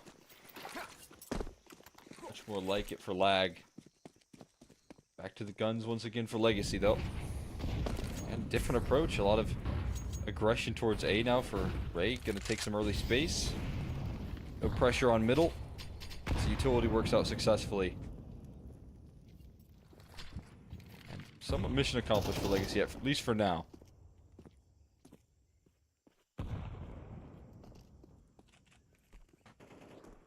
Yeah, they've got so much mid control. Well, Lag can fight out from A main and use that bastion. Right now, the B site feels extremely awkward. OG Wizard posts up. I don't think he can realize that Neckens is actually tucked away in that corner. If he swings out, it'll be a awkward duel. In the meantime, Satsu with the bomb. Oh my god, he's running around the corner. He sees 2, and he loses it. The scramble is now on for Legacy, but OG Wizard misses. But knife out here for a couple more. Trade from Dumao. 1 extra, though, for Weeza. He converts his fight. This is what I'm talking about for Lag. They're just winning their head-to-heads. Yeah, they're winning wide swings that they weren't in that last map. And there's going to be just time shoot off the clock in a recovery mission to recover the bomb. Ray still got full control of his A side. They walk around the corner and see a smoke. Do you clear this? Oh, it's so difficult to clear. Ray is in this nasty position. And they are going to walk around the corner. Freebies for Ray. He doesn't even go down. 14-3. Legacy getting dominated by this Lag roster. This is the life's a game. ADR. This is the life's a game that we saw earlier on in the year. This is the upset potential. Ray, the new addition to this team. After removing Nyx, not Nick X, Nyx from this team, has actually found a player who's just better. It's someone else who can stand next to OG Wizard and frag out himself. Double nades to middle, and Dumao's dead on impact. But Neckens does come through with another. Dancing around the smokes, it could get awkward, except for an excellent flashbang from Experative. 3 versus 4 for Legacy, down on the half buy. Controlling this one well. Once again. Got themselves man advantage once more, still consistently winning out in these duels, and are still playing a living CT side, an ever moving CT side, it feels like. Always grasping for that extra oomph of information. Nick X is going to do that here towards the cave side. Smokes down. And there you have it. You got to go red room. And there's another reaction. Here's another movement. OG Wizard now ready with the op. Can't miss. Or he will be overrun. Here we go. Where's the wide swing? Where's the fast shot? And he's missed. There you go. But back up from Weeza. Another missed shot out of OG Wizard. Sotson as well will collect, but he does not have the bomb critically. And being held by multiple here in CT spawn. Not meant to be. Splits the goalpost. And well, Cole. 9-2 for Life's a Game. They are running a dominant shop on Legacy's pick. This is absolutely wild.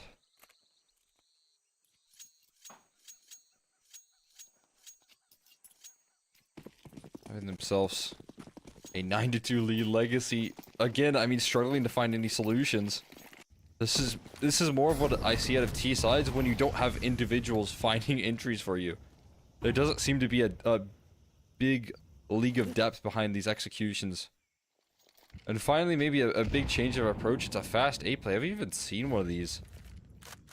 I don't think so. Either way, an execution into a ghost town. And Nick X, already in a duel versus Nick, is holding down the flank, recovering donut control. Nick X gets dealt with, and Legacy, right at the closing stages again, could throw a wrench in the system here of lag.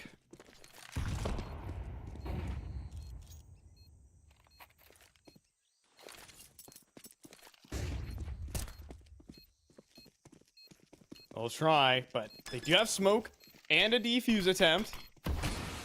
In it goes. Dodson does pluck one, but how much damage can Ray do? The HE, though, does eventually get him off the plant. The extra bit of utility will stop a Ninja Defuse today. And so Legacy will scrounge up a third round here on their pick, but it's Life's a Game who are impressing.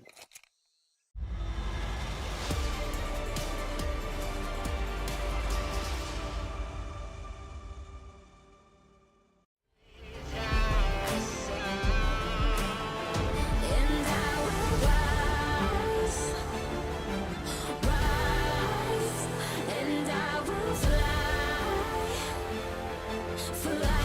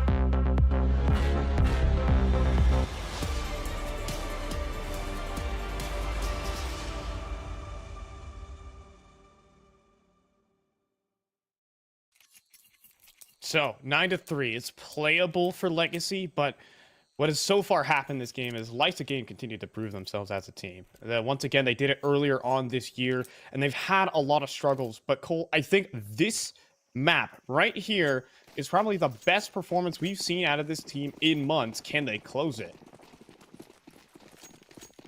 And so much better than just last map, right? And massive improvement, landing these duels that they were just missing, but still having that same sort of execution power. Get the Glock spam, I guess. I mean, if you land a headshot, that thing's going high up there. As we know, they like a lot of armor on these rounds, so only a smoke and a flashbang to lead off on this B-side play. There's that smoke down. Gonna try and work some angles. It's a full swing as Lag trusting their ability to aim. Yeah, Barton swinging through the smoke, though, and with Lotto helping out. Let's get another swing with another flash, but another headshot comes through here from Life's a Game. Make it a 3 versus 3 and a potential rotate. Sots is not going to try and cut it off from Red Room, however. Instead, he will try to entrench himself from CT spawn. Back of the boxes, looking for that headshot that just doesn't connect, so Life's a Game progress onto the bomb site. Sothen still wants more, but can't get it. Bomb plant enabled.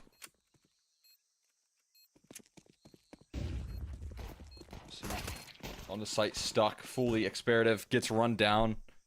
Still got these donut positions, but how much can you hold down? There's a smoke on top of the bomb. Kit. And a kit. But wait a second. Wait, It's not so player? comfortable. Okay, Neck is now on the defuse, and Sanson body blocking. No way! Oh, what? Weezer got him both to the smoke! With like, I don't know, like half a second on the defuse right there? Oh boy! Is that the nail in the coffin? Life's a Game. Rip it away. There's all the pistols for you. They keep on winning them. That is incredible.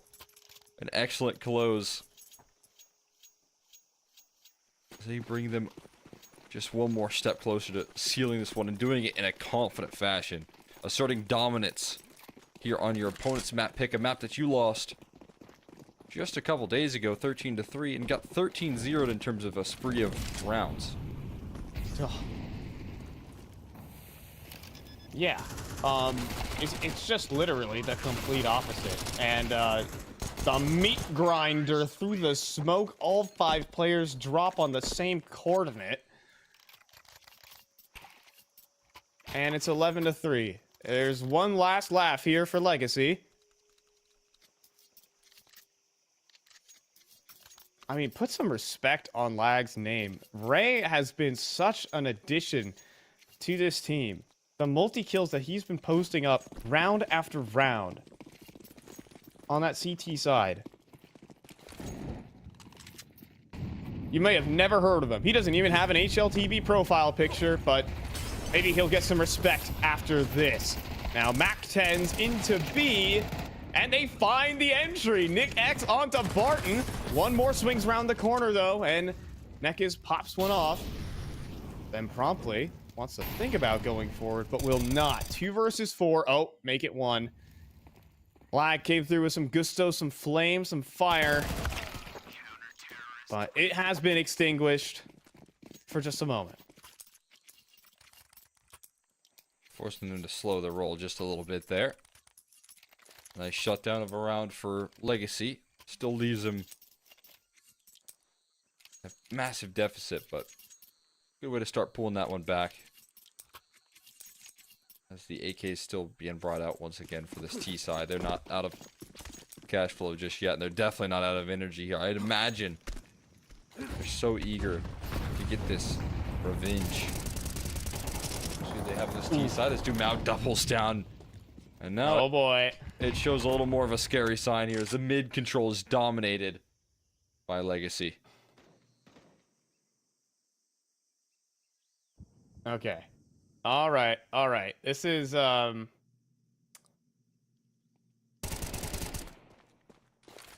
Sauce didn't even collect. It's getting worried. The momentum has just been destroyed by Lag, or rather by Legacy. Lag starting off both of these rounds just flying out. One of the facets of the map.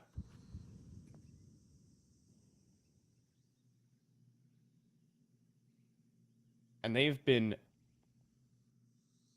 absolutely unplugged on all of these. So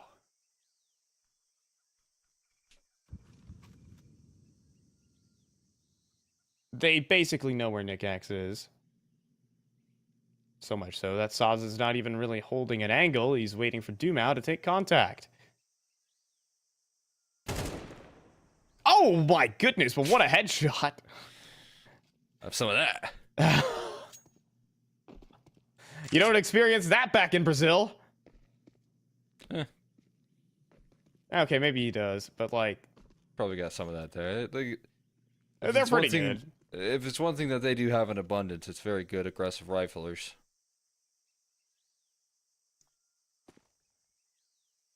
Yeah, but this is going to turn out to be a save. He hits an insane shot. Leaves and refuses to elaborate as Legacy go up to 5. And profit. Question mark, question mark, question mark. Profit, I suppose. Hold on to his AK. Which is always nice. And that's still in your back pocket, lag. Not super excited with the way things have been going these last couple. It's a scary defense out of that last round from the mid control. And if they can capture that and continue it, that would be huge in terms of getting back into this one. Now this A site looks weak, but Sonson gets one, falls back, quick rotates into Donut, and that could lock it up, but he doesn't.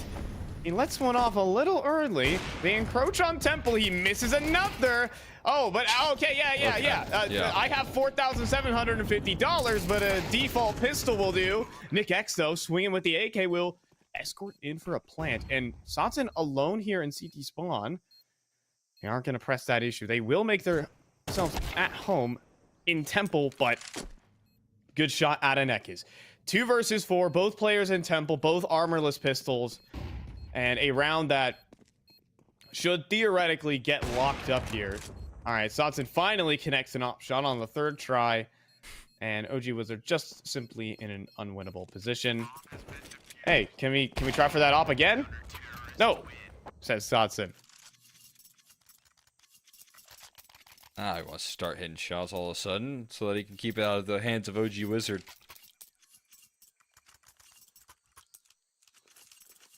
It's crazy. Just whips out the USP as it gets ran down. Had him right where you wanted him. The issue is they didn't have the guns to take care of him. Now, that's a bit of a... I would say, like, for Sadson, he's happy he got away with that, but also the amount of shots that missed making me think, yeah, what if we challenge him again? We got guns. You can't afford those misses over and over again. Not like a commonality of his opping game, but those are some scary misses that can make you think on this T side that could be a vulnerability. Uh-oh. You think that's a vulnerability, though. Don't forget about Lotto. Don't forget about the rest of the rifle group. As OG Wizard, he's thinking about it. Little did he know, inevitable death awaited for him on the other side of that curtain. In the meantime, Lisa's here. Hi there. I think he walked out onto the A site and he bodied Sonson. Oh, I didn't even see that pop in the kill feed, but there's a dead guy in Temple. Yeah, that's what I was saying right there, right? Okay, Sadson's missing some shots. Let's go and take advantage of that. And Louisa said, yeah, exactly that. Oh, look where OG Wizard is as well. He can cover off all of middle, make sure that nothing coming through Donut. That Molly does extinguish inside of the smoke. That could have been a dagger. Instead, there is a retake effort possible.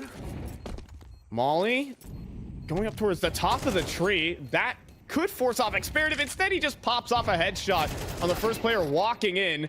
Martin and Dumao have 2 back. But Ray out in the open himself and trying to spam it for the defuse. OG Wizard's off the mark. Wow. Skin of the teeth right there for Legacy. Lag are missing out, and the deficit is now 4. Oh no, you can't afford rounds like that going awry. You had everything going for you, strong post plans, better positioning as you were highlighting. And it still is stolen at the ending stages. That's not something as this underdog roster that you can afford. Watching this comeback effort continue to formulate, because that could have been 12. That could have been at least overtime secured. It's not breathing easy, but it's a sigh of relief once you got to that point, and taken away from you now.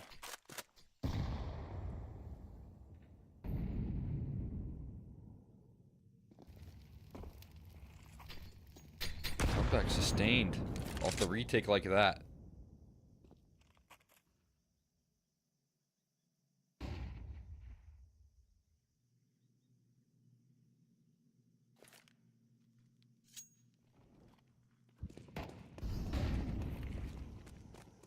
Tenacious. And also on a bit of a poor buy here for lag. They're going to have to rely on Old Faithful bullets as they walk across middle. Weeza looking to step forward. Shadow advantage massive there for Sadson. And he won't be missing that. There's just a single smoke double flash for this execute. And Barton's going to trade out some of that util valuably. Lotto now holding behind the smoke. And this round just feels dead in the water. I'm not sure what you could do here. Entry from Cave would mean a lot, but Nekis is not going to let it happen, and Lotto even nails Experative through the wood wall. Oh boy, Cole. Oh boy, this map is not done. It is far from done. I mean, it is a 3-round game now all of a sudden. As I said, once they've heated up in the past, the spree of rounds have been folded over. I mean, they have done it in recent history. They've gotten 13 rounds in a row. They don't even have to do that much. But they have to continue to string things together. And the first timeout from lag now called, as I think the feeling has become real and right in their face.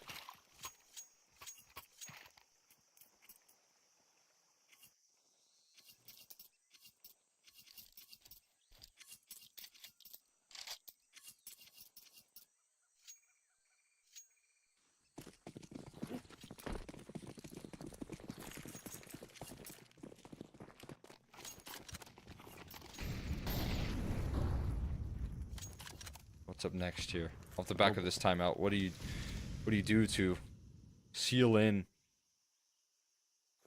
a little bit of this lost space at this point in time? What's the call? Maybe you go back to what was done to you. Try and challenge the Sads and AWP. He will answer that challenge. This angle is so risky. Yeah, he's running out of space. He does nail a flick though. Unfortunately, he has good old Doomao to bail him out. Yeah, I'd like Doomao and Nekis to bail me out when I go for flicks like that. Yeah, I'd be actually playing. I'd be playing even crazier at that point, right? If I had those two just standing behind me. They feel like the op shot that's landing, but it's actually just an NK headshot that's just that quick. You know, it's when you fire a shot and you thought, oh my goodness, you see something pop up in the kill feed and you thought you got a kill. That sounds in there for the other three. Don't try that angle at home. I actually was. Were you in that game? We were playing a pug on Ancient the other day where I sat on top of that box in a 1v1 and tossed. Oh Yeah. It was yesterday. Yes, it was literally yesterday. I was throwing a 1v1. We were up against Darty Montana. Real Darty Montana. Fortunately, he's not in attendance at this qualifier. We also played against Maui Snake in the weirdest hug ever. You just listen to podcasts and solo queuing. If you ever wonder what Maui Snake does when he's not in the limelight. Yeah. Just outing him like that. So owned us. He did also own us. He also dropped 30. He might be the real deal. trust his opinion. He's good at Counter-Strike. That we all Hold know on. that's the rules of law. As Ray kicks it off with a nasty duel, Sadson walking into the limelight. Oh my! Overexposed. And there's no Dumao to back him up this time. OG Wizard is the truth. Ray is the truth. A site open. And so is this map as Experative converts onto Dumao. Legacy, I mean, it's probably not even worth the save, but it was only a matter of time before Lag hit all the shots to win the round.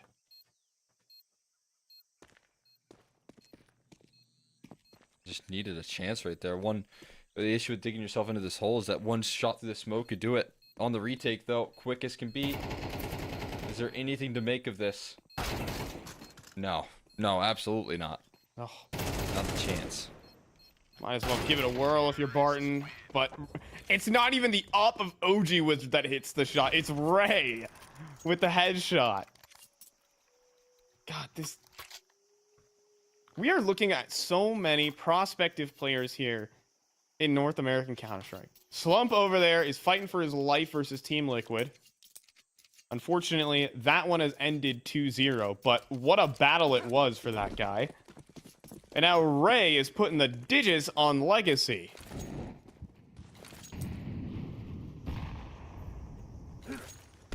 Yeah, I'm so impressed. Ray dominated first map, now stepping up in this, or I should say first half. Didn't quite dominate in that first map, but that pick through the smoke is all that they needed to finally give them relief. It's still 3 rounds to close. Legacy will set their sights back towards middle side of things. And another late take. They're trying to set up what feels like a very similar round this time. See if they can run it back.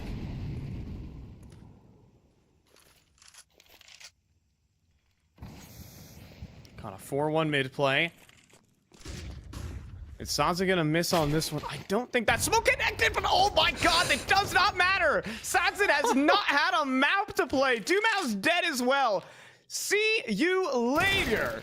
And well, the next up there for Nick X is he keeps holding W, doesn't come his way, but dude, all Sansa's been playing that position, it's been up against a wall, but wait, it's not done. Oh, Lotto.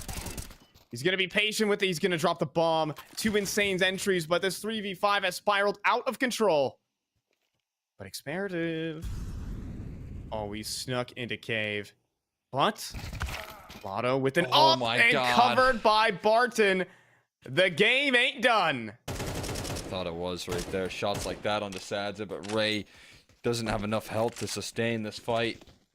Doesn't have enough time to win the round. Has to call it a day as another one goes in favor of Legacy. This one, though, a whole lot tougher to swallow. This one was close. This one, you could feel the weight of finishing this map formulating, and until they get to that point, it's finally when Legacy wake up, when they start to capitalize on the eagerness to close the map and Lag much needed timeout off the back of that loss. I feel like that's one of those rounds where you just needed to capitalize on the advantages. And I think they just got too ahead of themselves. They really did. Nick X with one insane headshot takes it in through Red Room. Why wouldn't you know? You can understand it. Yeah, 100%. Yeah, it makes so much sense. And again, these guys are the underdogs. They're trying to pull off this upset. So when you have the chance to seal it, you want to be that guy. But yeah, eagerness is the right word.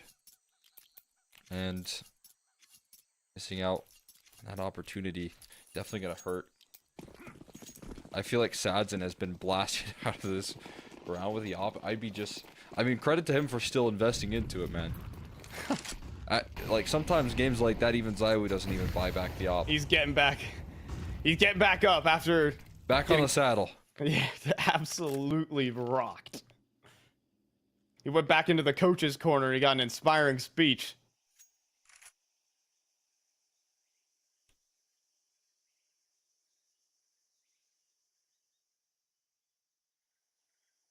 Oh, Barton. Smoke fades, quick scope, action. OG Wizard, flashbang, missed shot. Barton, though, couldn't convert a kill. Still tucking away into the corner, but not quite feeling the pressure. Lag don't want to take him on. They want to fight Lotto instead. Nick X dancing around. What on earth? Okay, Lotto doing hopscotch across cave. Just testing his limits, and then he swings Nick X. 4v5 here for Legacy, 50 seconds. Fancy footwork to get the opening tool. Getting them into this 4v5 and this double up on the setup here. If challenge is going to be tough to pass there. It's a great flash though. Starts it off and there's trades that favor the T's. OG Wizard now looking to Nex at bat. And Neck is alone on the outside looking in on these smokes. Oh, but OG Wizard's not going to push forward. Or is he? He does, but misses critically. And now they want to turn and burn. And it's the right play. But Sodson, does he have him beat? That is the question. Red Room? Not quite. He's taking it to CT spawn. He'll be posted up and waiting. Knife out for Weeza. With 15 seconds left, Ray. He's going to give it a whirl. Trying to give Sazin another fiery headshot. Fake on the plant. He's just looking for kills. He's not going to get it. It's every round of regulation. They're going to do it here. Legacy going to pull this comeback off all the way to a closing 24th round.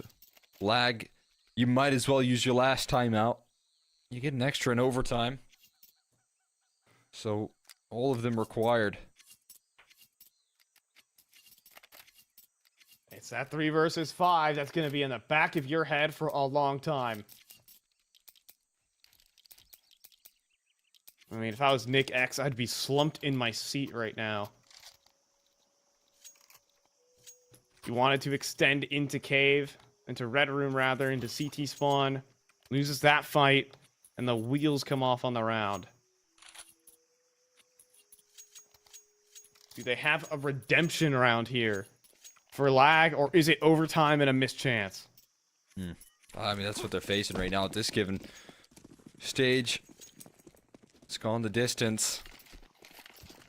Legacy showing that they have the endurance to run this marathon of a comeback, to slow down the pace of Lag. They started this map off with a sprint here. Gonna turn the final bend. Walking wounded. And in the same pace here, slowing down the round. Again, they're trying to lean on dealing with the Sadzan Op, who's had I mean, a good scoreline right now, right? He's got the numbers to back it up, but the shots haven't been there, right? It feels like missing in a certain occasion on this AWP towards A when he's been posted up.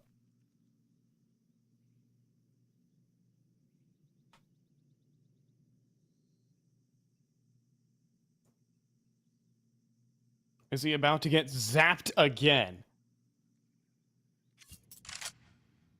Sadzin, can he avoid getting first bullet headshotted? I'm setting it up, Cole, because I think it might happen. You never know. I've seen though. it happen. Like times in 3 this half times already. Yeah. Yeah. So the fake towards B, trying to be sold multiple smokes. Is just gonna get any rotation. No one's budging. They trust in the setup. Multiple mollies as well, but there's that A play, and the shot misses. Sadzin can't connect. Okay, And it's flash successful. He's gone. Nade to the smoke, trying to open it up, get an angle onto the bomb plant, but no. Now the real problem here for the T's is they need more map control. They're out of util. They'll take Temple. That is small consolation, but there is an effort to take that back for the CTs. Flashbang forward. Nick X first at bat, but not quite connecting. Empties out the whole mag. Bomb halfway ticked, and everyone is stuck in A main. There is nowhere to hide here for the T's. The bomb defusal just revs right on up, and we're going to overtime. Legacy with a perfect retake. Yeah, I mean, you identified the perfect play right there from Lag to try and take control of the map, trying to claim Temple in the post plant, but you can't afford to lose out on those duels. Legacy, so much utility to sustain through the round. Flash is tossed in on the retake. And with conviction, they close in the 5v5. Lag have just kissed their best opportunity to close this map goodbye in regulation.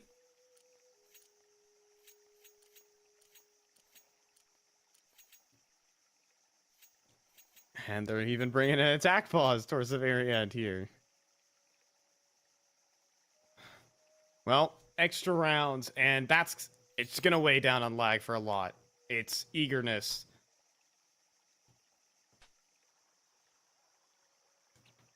Towards that very end.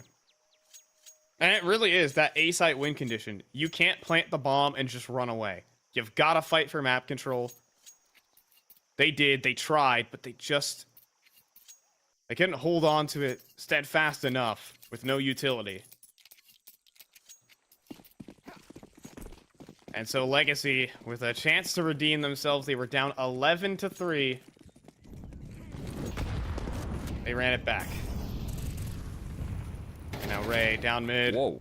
I think he's trying to avoid some flashes there by looking down. But OG Wizard takes some space towards Cave and wants to repeat. Okay. He wants to continue to challenge Barton. Barton will give him those opportunities.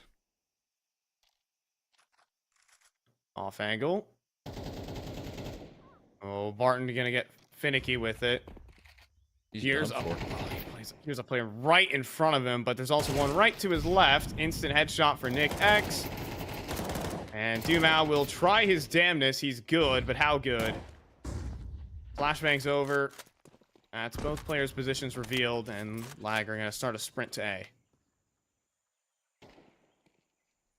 If if he went back CT again, he would have beat them. Yeah. I mean, we've seen it work out before. Bomb has hit a pause. Oh, don't do this. We're overthinking it just a tad. Dumao, an opportunity to cut off the bomb and transition. But he is cornered and cut off. This is the definition of just hesitation right now. From Life's a Game. Oh my goodness. Just could not make up their minds on which site they wanted to go to. At the end of the day, it was correct, but the rest of the team didn't really follow up.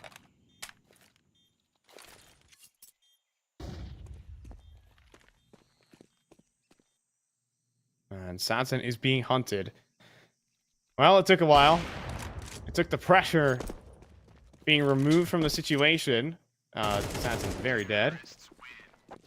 For Life's a Game to pick up their 13th round here. Ain't that how it always goes, right? I mean, that kind of makes me feel like it was a mindset shift more than anything. As once the reality of closing out the map is taken away, oh, we're back to winning ways. Wait a second, we can do this again. It's easy. Remember what we were doing at the beginning. And then replicate. See if getting a breath of fresh air around one is going to facilitate further success here. Flying by in the smoke. Lotto. Face to face gives Nick X a greeting and a double down. Legacy will not allow for any sort of consistency. Oh my goodness. Yeah, Barton just lasers him straight through the smoke. Weez is very troublesome in middle. He'll find the headshot, get taps, but burn eventually. And Ray will not claim the free kill onto Sadzin. He has 20 kills by some miracle, I will say, but it feels like he's still been getting kicked around. Yeah, this is a weird spot. But hey, I mean, maybe that's just a credit to his, I mean, again, his resilience, his ability to continue to fight forward here. You can get blasted by an AK, and you can say, okay, enough hopping for me. I'm going to just try and lock down a rifle. A lot of players would make that decision in the CS2 economy that we live in nowadays. You have a lot of oppers that are scared to op sometimes, and again, the consistency in what she said, I'm going to try it again. I'm going to try the same angle. This time I'll get it, I swear. Has maybe led to that sort of control here that he's held on to despite what we've seen is getting blasted out of the round pretty consistently in some stages. Okay, well, here is Sadzin trying to hold the line. It's not looking good, brothers. He's gone. And for Nekis, he has a molly to deploy. Lined up for that plant spot. And it goes. Molly right out, but Ray is just gonna stick the thing. And, well, the thing is, this is the difference between one A site post plant and the other. Lag have full utility belts. They're just gonna keep recycling utility, smoke, Molly, relentlessly, and Legacy are locked out. Give it a go here with retake utility, a smoke for A main, but as you said, Nick X is waiting for this play, and he has free backs turned. It's not even him that lands a kill. Weeza cuts him off clean. Lag get 14. They struggled to find any rounds when they hit 11, but now they get 2 in a row, or 2 rather, in 3 rounds, and take the lead. And with Legacy's poor side moving up, where they were just unable to take mid control. Is this a bullet potentially dodged? This would be an incredibly difficult fashion to win a game for Lag. Let the comeback fully formulate and then still close out. Again, if you just refuse to elaborate, it seems. Make them feel like they have a chance.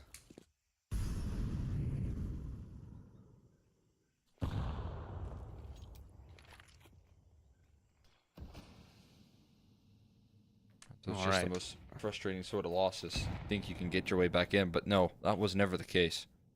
OG Wizard posted massive shadow advantage if Sanson decides to swing. Flash coming up though. Oh no, it's a smoke. There's the flash. All right, steps away, has to pull it back in though, and he can't. OG Wizard falls, and Legacy with the sight breaking back in. Nick X cannot hold on. Another player to run through the smoke though. Oh boy, Experative could not double up, but still gives a bit of a shock. Keeps it into winnable territory. Weeza going in and out. Ray, no one's watching this. No one's watching Temple. 1-2, and it's up to Dumao. In a 1 versus 1 now to complete the clutch to dodge out on desperation. He fires a couple into the smoke. It's Weeza with the full stick instead. He just held it down. He didn't care who he was playing against. He didn't care he was playing against Brazil's prodigy. He just held E with confidence and nothing else. That's incredible stuff right there. And now it's looking like a complete role reversal. We're talking coming into this one about the inexperience the Lag have at this stage and an opportunity of Legacy to just, I mean, take full control of this. But ripped away. No one's watching Temple there. A big gap in the sight lines, and Legacy lose the advantaged post plant, and confidence is shown. But now they're at this position again. They have gotten to map point. Can they get past it? It's 16 what's required. 13 needed in regulation that they couldn't find. This has been where they've stalled out, but now they've got the CT side to close, and Ray's delivered a big headshot, and he's not scared to take further fights. And the HE checks him. Oh, Experative comes in with the utility to secure the frag. Oh, and Sanson, rather Dumao, pushing forward. Nick X, though, also falls. OG Wizard and Nick X are down. This is a 3 versus 5. It's gone horribly wrong so far as Experative my God. falls next. Not again. So many low HP bars. That's what they have to capitalize on now. Hold on, Barton and Sadson so low. And they're all stuck in donut. They're all in donut, and they know this. Weeza.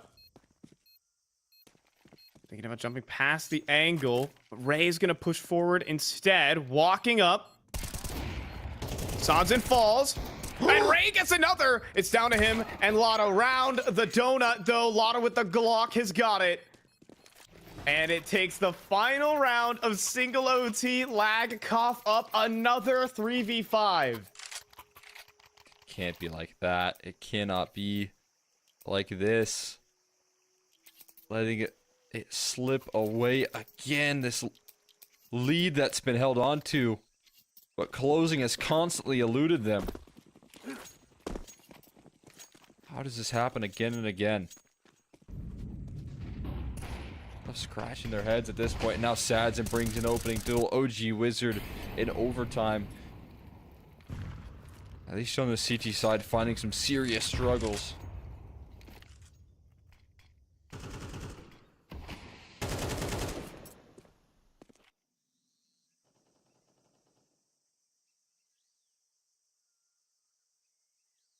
I mean, how do you hold on to this? Dumao?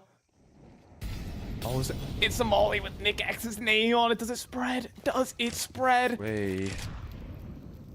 Does not. Oh my god. Oh, but the flashbang Clears it. rolls on through, and yeah, I mean, he's saying all clear, guys. Just wait just a second. Let's steady ourselves in this 4v5. Not making their moves just yet. As Legacy like to use every last second of that clock, ticking slowly against them. This mid control feels a bit suffocating. But it doesn't seem like it's actually going to head towards A, actually. I mean, right now, Nick X is alone. A is the right target, but now the bomb's going towards B to the trio. Oh, A lifeline might be goodness. given to Lag. They might be on the money on this stack. Are they blessed? I mean, look, Experative does have a util belt to utilize. Is he going to put it in? He has Not a lot of nade, time. molly, but nothing. I mean, 18 seconds to go. As they begin to make He's their waiting move. for the bomb plant. Oh my goodness, right. You're so right. This could be massive. Molly onto the bomb planter. Nade to open the smoke. They're They get lined overexposed. up. This is the end of the map, and we need a third here. Mirage up next. Life's a Game will finally pull it off. Oh my god, what a smart play to end it as well. That time being just the biggest opponent there for the side of Legacy to close it out, and finally that is what they utilized to finish this job. It looked dicey. Legacy looked like they were going to do it again. They were just going to stall them out when the moment mattered the most. But the most difficult way to close out a game, they got fully comebacked in regulation. They were Yes. down 3-11, and it ended up being the fact that Lag got 12 first. 3 chances to close in regulation. They missed out on all 3. They take it into overtime, and yet still they recapture some of that momentum that they lost. And don't forget, and do not forget, that they missed out on map point twice in 3 versus 5 situations. That was brutal. There's a lot of mental resilience that you have to go through when you just slump in the back of your chair and you say, dang, I messed up in those situations. But they stopped the comeback in overtime, nearly going doubles, 16-14. Mirage is up next. And I mean, with everything being said, it can go anywhere. Speaking of which, you guys don't go anywhere.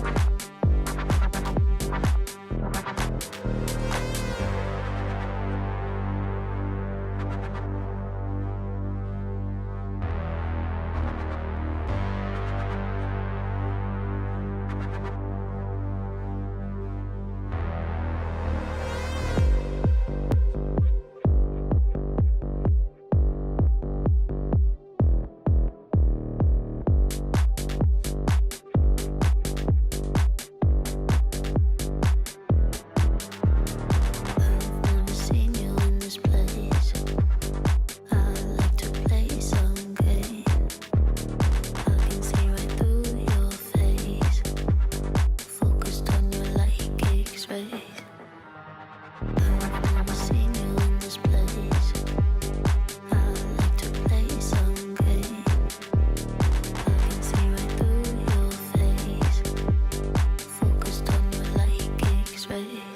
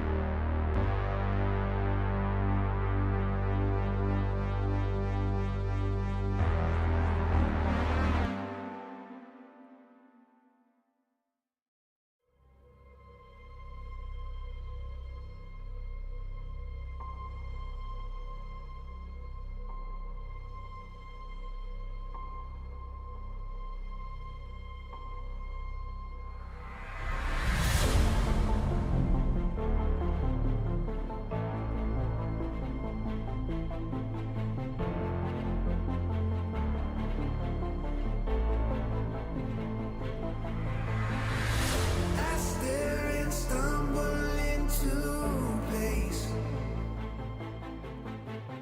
I've tried to build a home. I feel this world coming over me. The pressure makes me fall.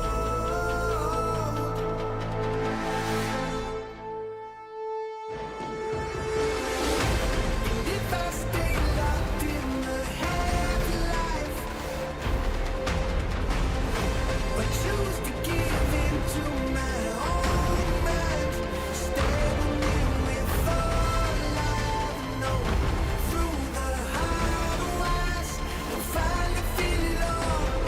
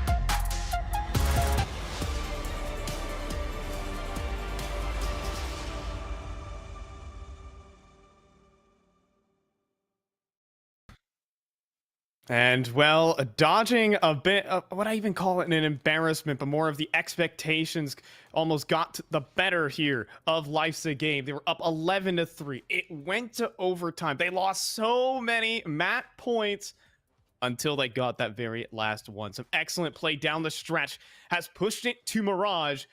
Bad news, though, for Life's a Game. It's Legacy's best map. Yeah, hey, your reward for doing a great job in that last map. You get to play Mirage versus Dumao, Barton, and Lotto. And, yeah, I don't know if that's much of a rewarding feeling, but I guess we'll find out. Because, again, last map, Firepower was answer back in response. You know, Lag had replies, so we'll see if they can answer. But that deadly trio, I think, is a big reason as to why this map is so incredibly strong for this side of Legacy. And what is going to be the biggest problem factor, I think, for Lag right now.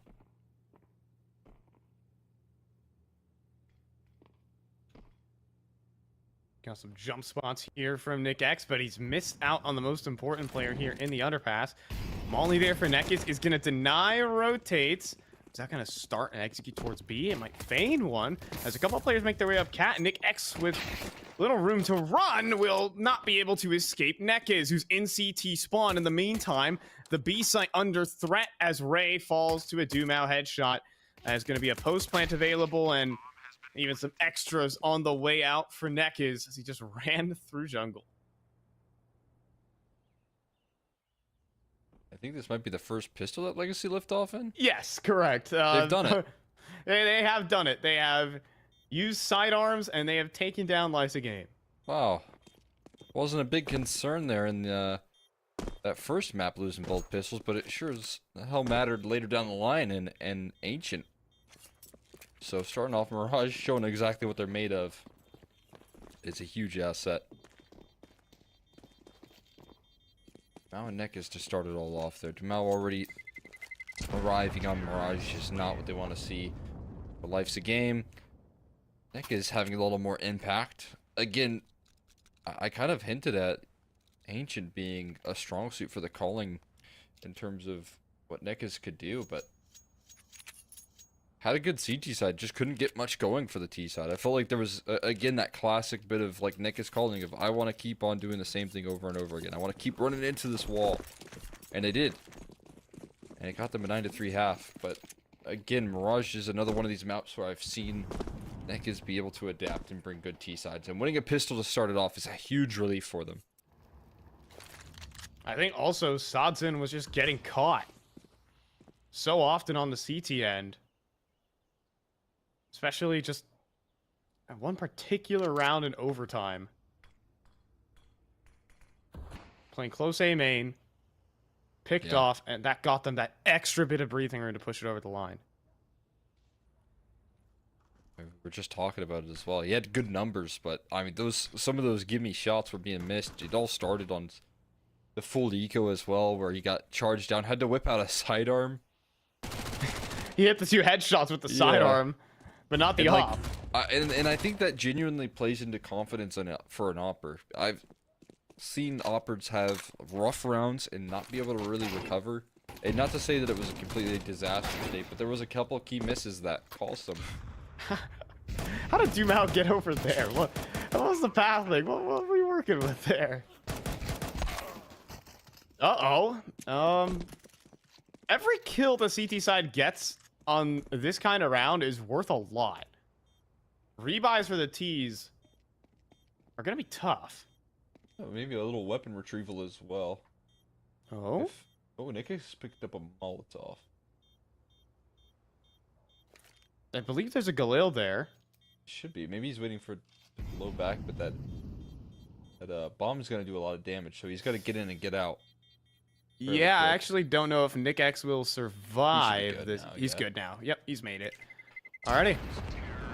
A productive round from Life's a Game, despite the relative inaction. But a 2-0 start here for Legacy.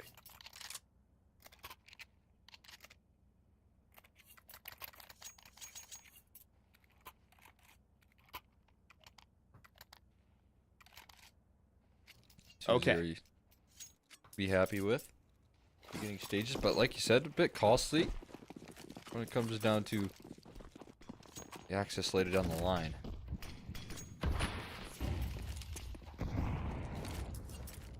We got the Wiz, not Wiz, the Wiz, with the AWP. In ladder room right now, could catch a walk down, but could not hit a headshot. Movement and accuracy gets the better of him. And now the question is, where does OG Wizard go? Fortunately, he does drop on in towards the window, and he will make an escape. It's going to get complicated. Up connector, top of it smoked. Dumao establishes himself. Flag slowly but surely pushed back. A boost up, though. OG Wizard has to let one go by.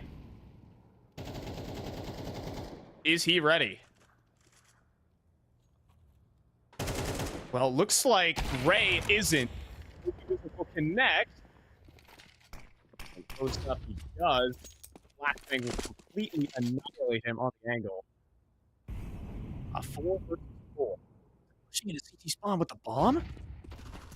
Johnson swinging, then reconsiders. Well, he has Nekiz to find a headshot for him. So sure, why not? Okay, yeah, not quite Dumao, but it'll do the trick, and Nekiz just continuing to press forward. Will secure this space and the round, and okay. He heated up a little overheat, though. I would say. Just a tad bit of overheating. No, Got Nekiz. burned. He'd probably laugh it off.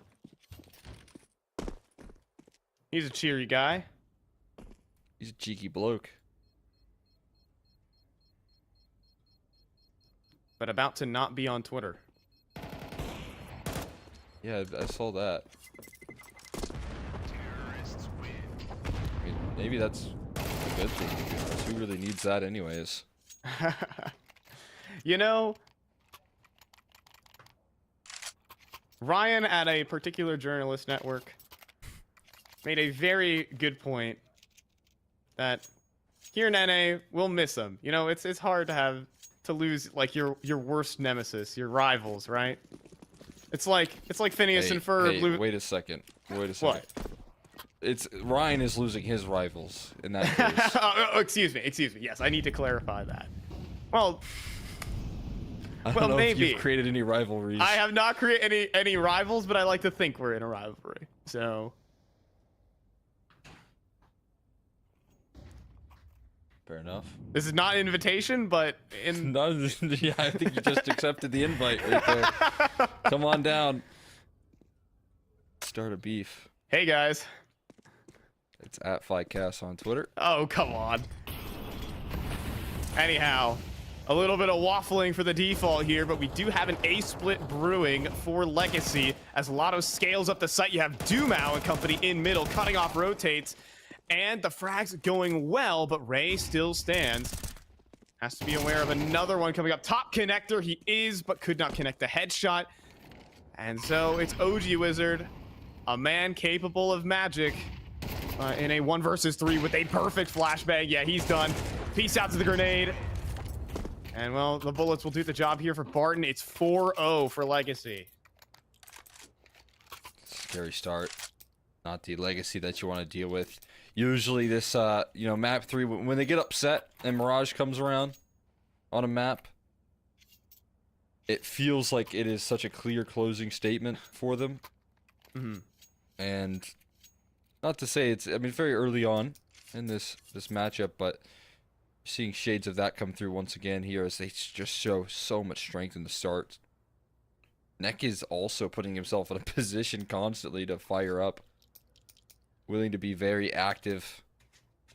It's not the consistent opening of Dumao that we might expect from this team, that we see often from this team, but Neck is being right there alongside him. And obviously, you still do have Dumao to lean on. To add to the Brazil discussion, I just want to say it's like Perry the Platypus losing Dr. Doofenshmirtz, you know? Best frenemies. I think we're missing there is like a nice little TikTok edit of that duo at this point. Inseparable duos. North American Counter-Strike in Brazil. Again, you're including us in this rivalry. You can just say Ryan. Excuse me. Yes. Totally. I am just saying Barton is one of the OGs Brazilians alongside Nekis here in North America. Nekis playing back on 2018 Luminosity over here in North America. And Barton on Team 1 when he first got his start.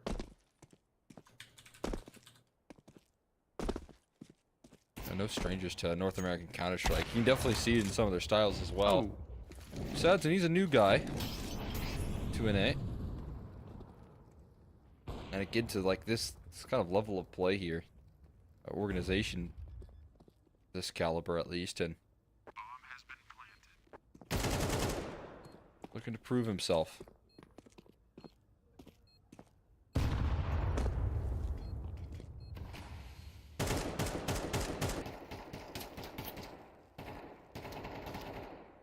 I think it's been a rough go. I mean, the stats look nice, but you can see some of the misses. Yeah. You can feel some of the like, I mean, if there was just one extra shot there with an op, it would have been such a much more straightforward round. But that's not always the case with Sadson. I mean, I've given him a lot of credit for being more consistent in the past than what he's shown in this series, at least. And that might even be more so the credit to at least the side of Lag for doing such good work and shutting him down with rifles, with AWPs. I mean, with whatever tools they are given, they have found ways to limit his impact, limit his multi-kill ability.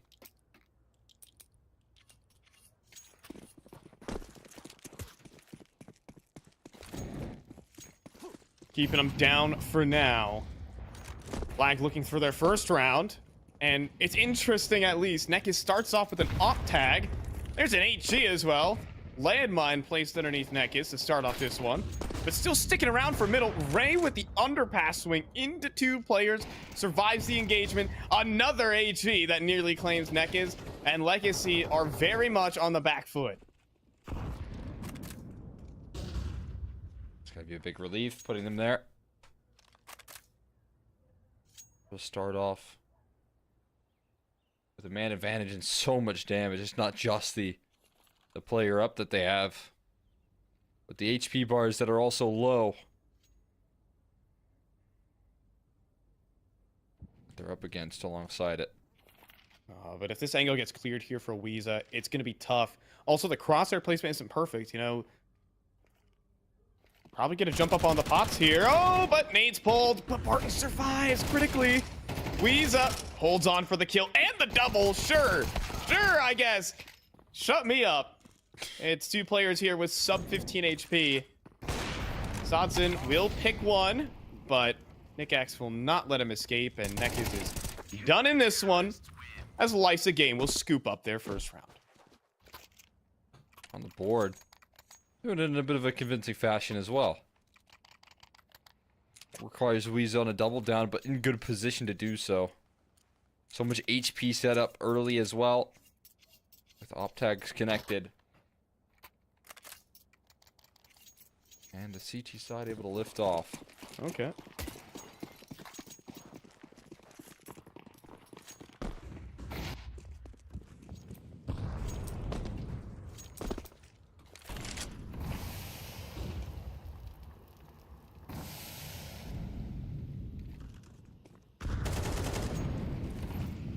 Ray, oh no, he's in trouble. Another A-split brewing. Once more, but Ray again will get caught in connector. Nick-X will trade, but then Barton still top mid. And Legacy with the right pieces in the right position. OG Wizard, a missed shot. Experative still surviving, dueling, and battling behind the smoke. It breaks, but he still stays alive. Bomb still out towards Tetris, but Sadson will convert. Sadson the next as well to finish off the round. Legacy just eliminate everybody. I don't even need to plant the bomb. Not at all, that's how it goes. Close that one out with quickness. And another timeout called. As I know that Life's a Game don't want to find themselves in a hole they can't dig themselves out of. This T side so powerful. Again, Sad's more consistent in the here and now at the moment, right? Hitting shots comfortably on this T side. As we expect him to.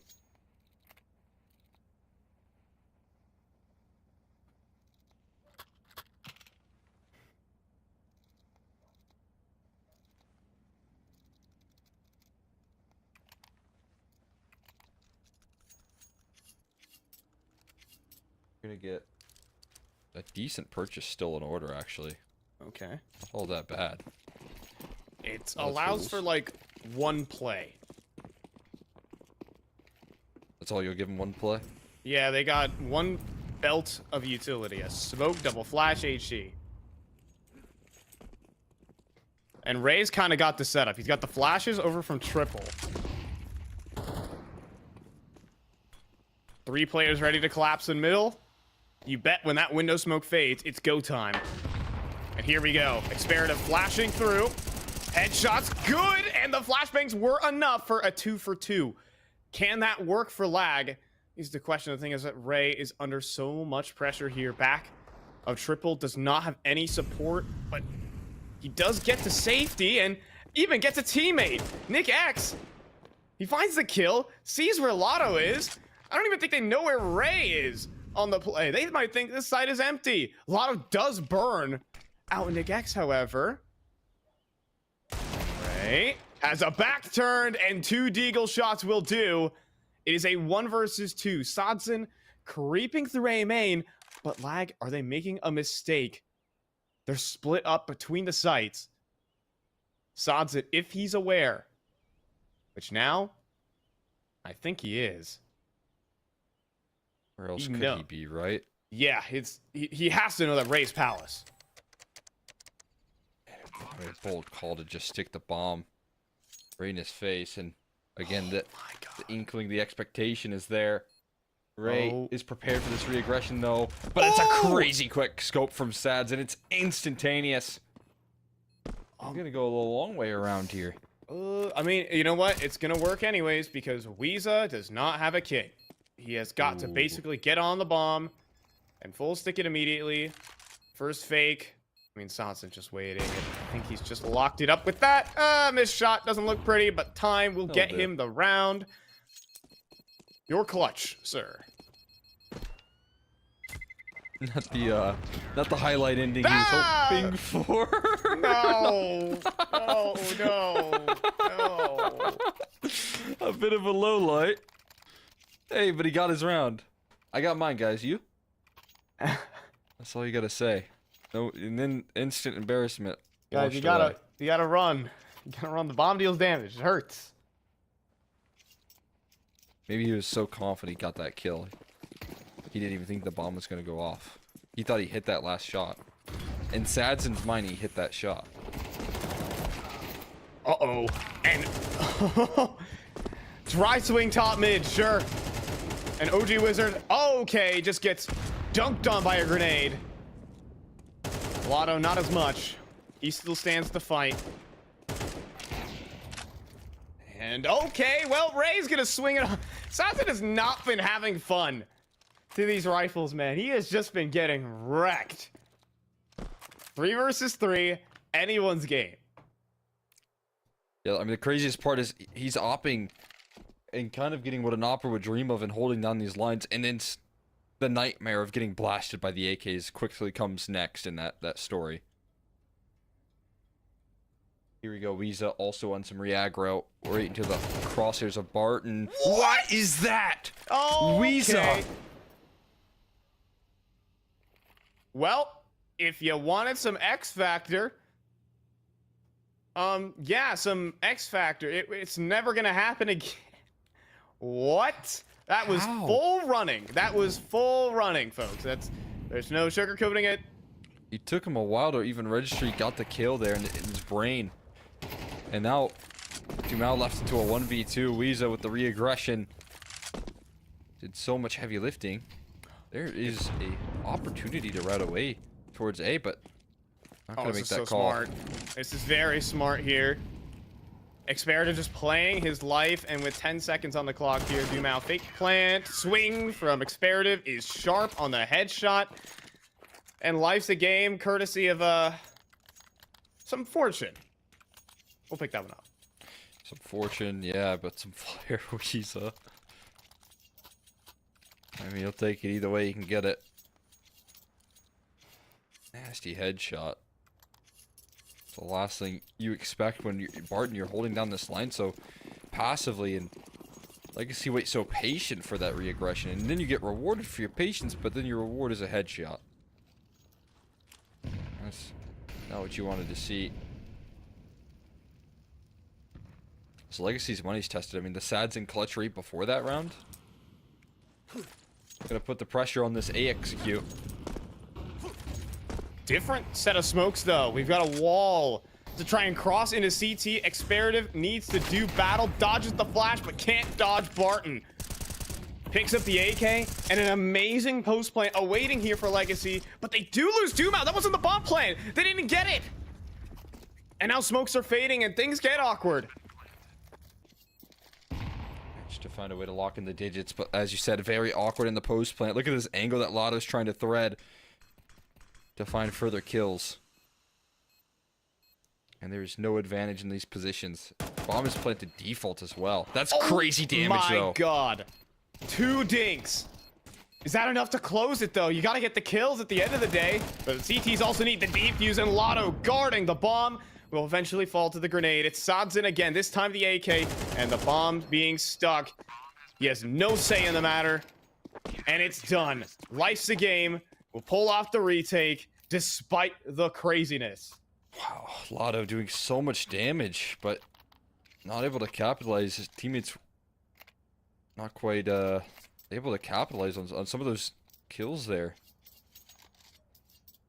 And Lag, another successful retake.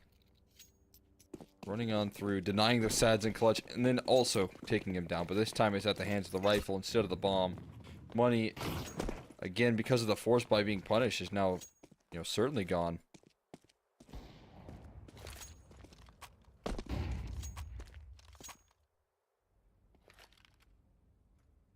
It's Lag's turn for a little bit of a comeback.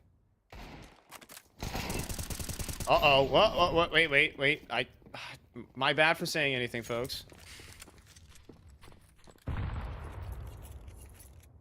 All you have to do is apologize to Life's a game. But I don't think... the opening exchanges, there's too many further concerns. They are playing this one very patiently. Just the damage done early. And a long reposition. The issue is, I mean... You got a jump spotting Experative. And that is just about all that you really have to lean on. Does Experative see the players and then immediately swing them? Eyes on Barton's Deagle and Nekis.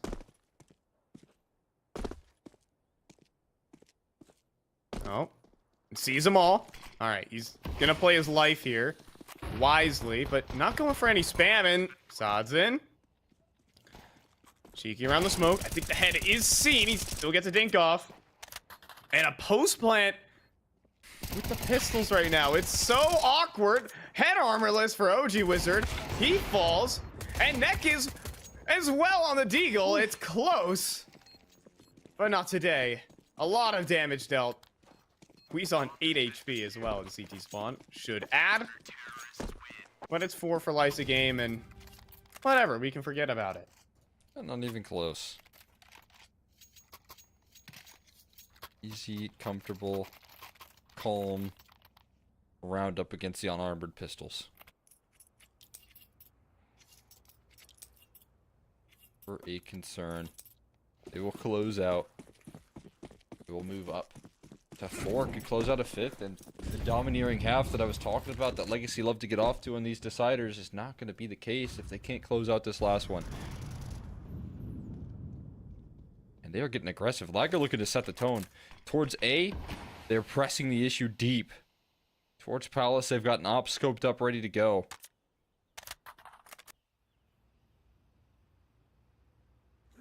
Oh, but OG Wizard, never patient. Oh, he's gonna get punished. And then Dumal finds a headshot from inside of Connector. And many would say Experative is just toast. He has to try and fight a certain angle. He has to try and clear out, give himself a pocket to play from, but he's dead. Or not. Sutton miss it. Okay, then I'll hit the one through the smoke. All right. Never mind me, folks. Never mind me. Just can't get a read on I can't. what Sads is doing in this game. No. Because the numbers all say one thing. The shots are just so insane sometimes. He looks in tip-top shape in this series, and then all of a sudden he just looks like he's going full whiff mode, full secondary op when it comes to easy connections. But Weeza getting dunked down by the HE on this clutch. He's hit some wild shots. He's gonna need to hit 3 more to start the effort. Smoke, interesting on top of the site, but I don't think they'll let him even cross. They will not. Legacy will cap this half off, denying 4 in a row here and taking us in to the second.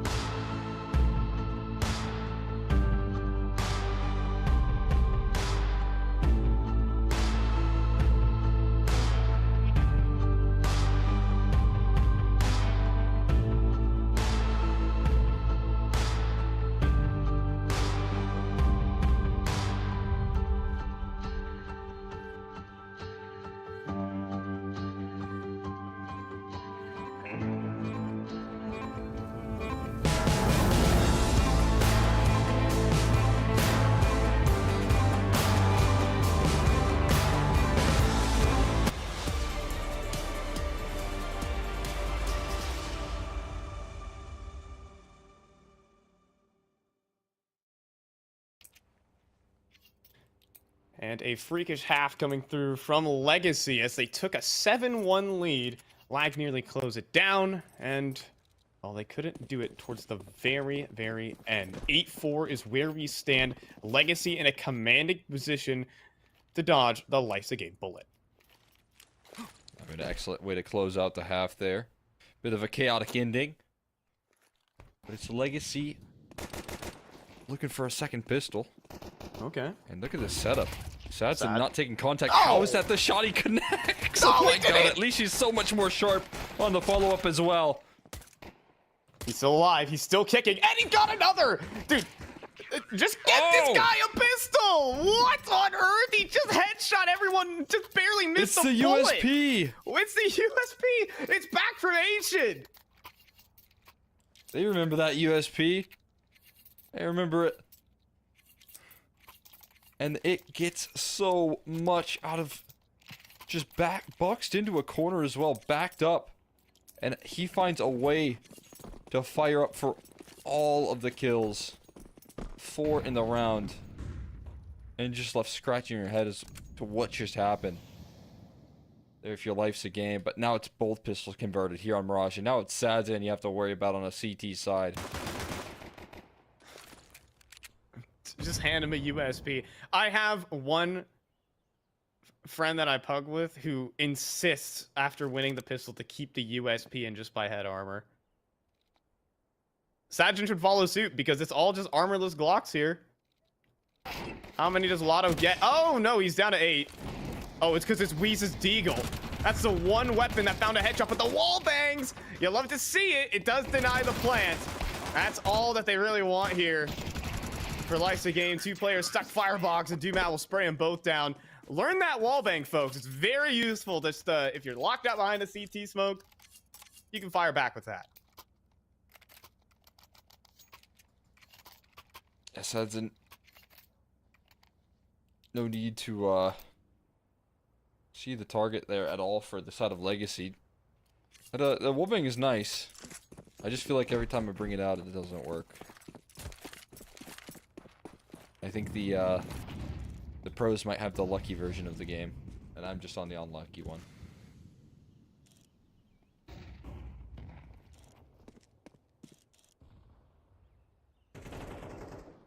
Oh, More Nick. misfortune here for What? Lotto, and Neck his falls just the same. Sads in the holds the line with the op, and he's gonna get more targets again.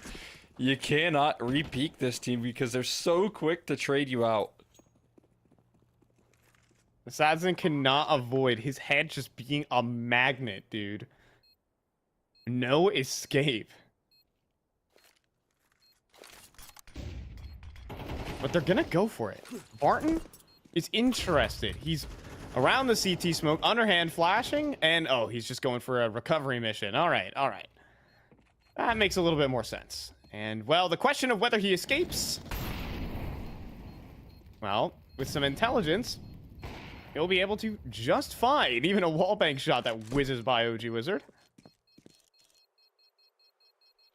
So Lag will score 5. After everyone just contact walks every part of the map. And they hit all the headshots. Yeah, I mean, so many kind of isolated moves being made all at once. It's really tough to anticipate there if you're Legacy. But a big display of confidence heading into the gun rounds, at least, for side of life's a game. Not scared to be part of the opening stage of rounds. Another purchase that looks strong. Still holds on to the AWP presence here as well.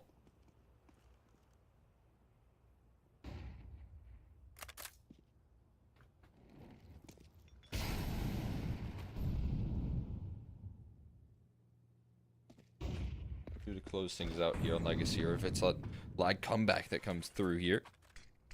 As they hop into the T side, utility late towards middle. Smokes all bloom at once. Very quick on this. It's a measured approach. One that has been done many times before for Okay. Lag. Dumat with some nifty nades, though. That's and sick. finds a headshot. But Weeza and the rest go up connector. Neck is trying to slip the gap. Oh, he's been seen, though, by OG Wizard at the last moment. And now he can even cut off potential flanks coming through from connector. Hold on. Bomb getting planted and covered. OG Wizard has got this one in the bag. He even sees the next one on towards Catwalk. Spots the head. Can't hit the shot, though. This round is locked up for Lag, though. He's had a quiet series. He hasn't had an OG Wizard style series. This is the time to heat up. Best time you could ask. Having so much more impact. And that is a just wild play. to secure so much ground.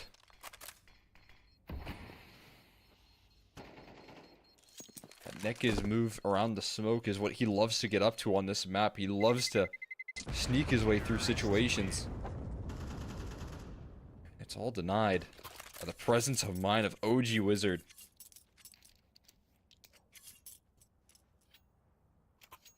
There's another gun round ripped away from this team. Legacy's path to the finish line is not so straightforward.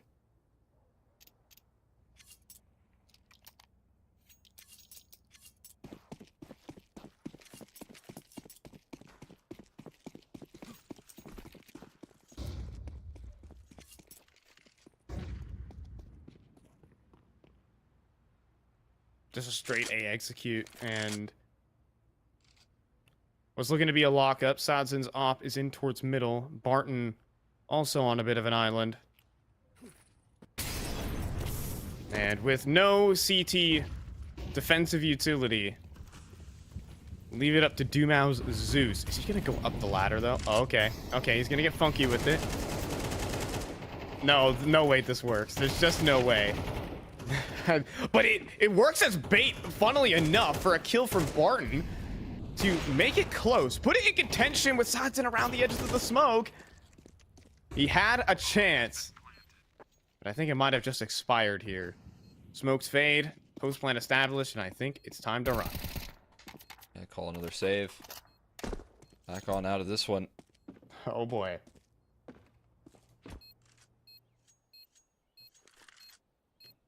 Not done yet. Our life's a game.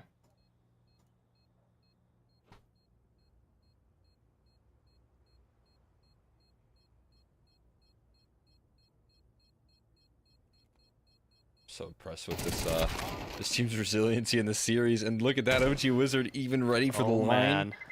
Another step up, another kill from him, another saved up for Sadzin,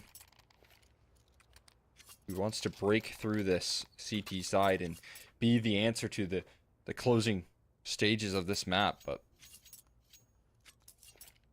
can't find his way through yet. Like, he gets 16 kills. But I remember an OG Wizard flick. An OG Wizard headshot, because it hasn't really been the op for him so far. We're just running it back A. And Oh, it's so right. there's no anchor. Only now is Lotta returning. Flying in the wind. I mean, these smokes come down quickly. They're gonna have the exact timing they're hoping for, but or Lotta rather, not gonna make it easy for them. Nearly gets traded. But survives is all that matters. Now, there is one issue. They need to get that bomb planted quickly. There's 4 players outside of this jungle smoke. I guess now 3. One is run up middle on the flank. There's no lurks, but that's Sadzin plucking one out through the smoke as well. And one less target to deal with for this retake. And again, this flank has been incredibly quick. They're looking to get aggressive though. And even Ray, that's a smoke he can play inside of if he wants to. And surely at this rate, you start to expect the flank. Now flashes in. Scale up CT. But, you know, that bomb is taking a long time.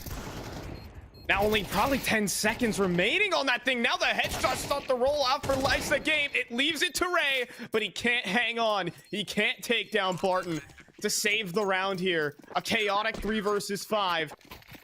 But it is Legacy who will just barely eke by.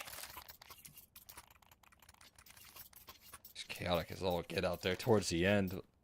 Legacy survived that round. Maybe not thriving in it, as that retake looked a little bit clumsy on the initial stages, but they still hold down the victory, get themselves one step closer. Are we seriously going to just see this consistency? No, it's just going to be a setup for OG Wizard now with the op. Boost. Molly burst in his face, nothing crossed in towards connector. Sadzin is, again, looking to be more proactive. Wants to give you a Sadzin flick that you can remember. Come on. But he won't have any targets in middle. Once again, Life's a Game want to play this A site. And once again, they have the right idea. Consistently, round after round, Legacy stamped down on mid control. And immediately, Life's a Game work the yin and yang.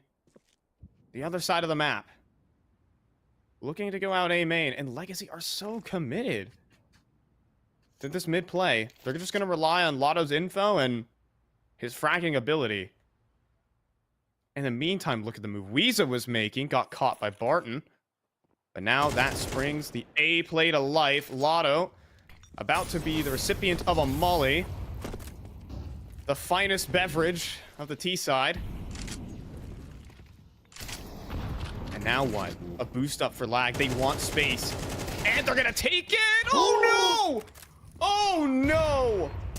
Neck is pulled pins and then he No way he finds gets a another. double. Unbelievable.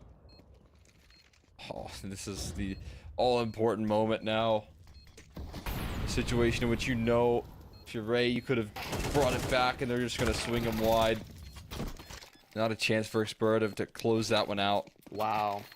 That is a brutal way to exit, knowing that you had it, an opportunity to equalize, take it back into your hands, and just can't quite seal the kill. Oh man, that's just so gutting. It's just so gutting. I don't know how you can pick yourself up from that. Ray had such an amazing map. What were we talking? 130 ADR over there on Ancient? I believe Thinking a half. I think in a half, yes. Still. Still, that's insane. And it led them to a lead that could be eventually closed out on, although delayed. That's a really frustrating one, though. Finally, a maybe small slip up with the rifle. Nekis will abuse it to full punishment here. Nekis now looking to continue his aggression, continue being a thorn on their side. And Dumao has to walk away with 1 HP as so much has been done here for the T side. It's not bad, but they're running out of gas. They got one smoke, one molly. To scale up versus an op. This is Sodzin's round, if anything.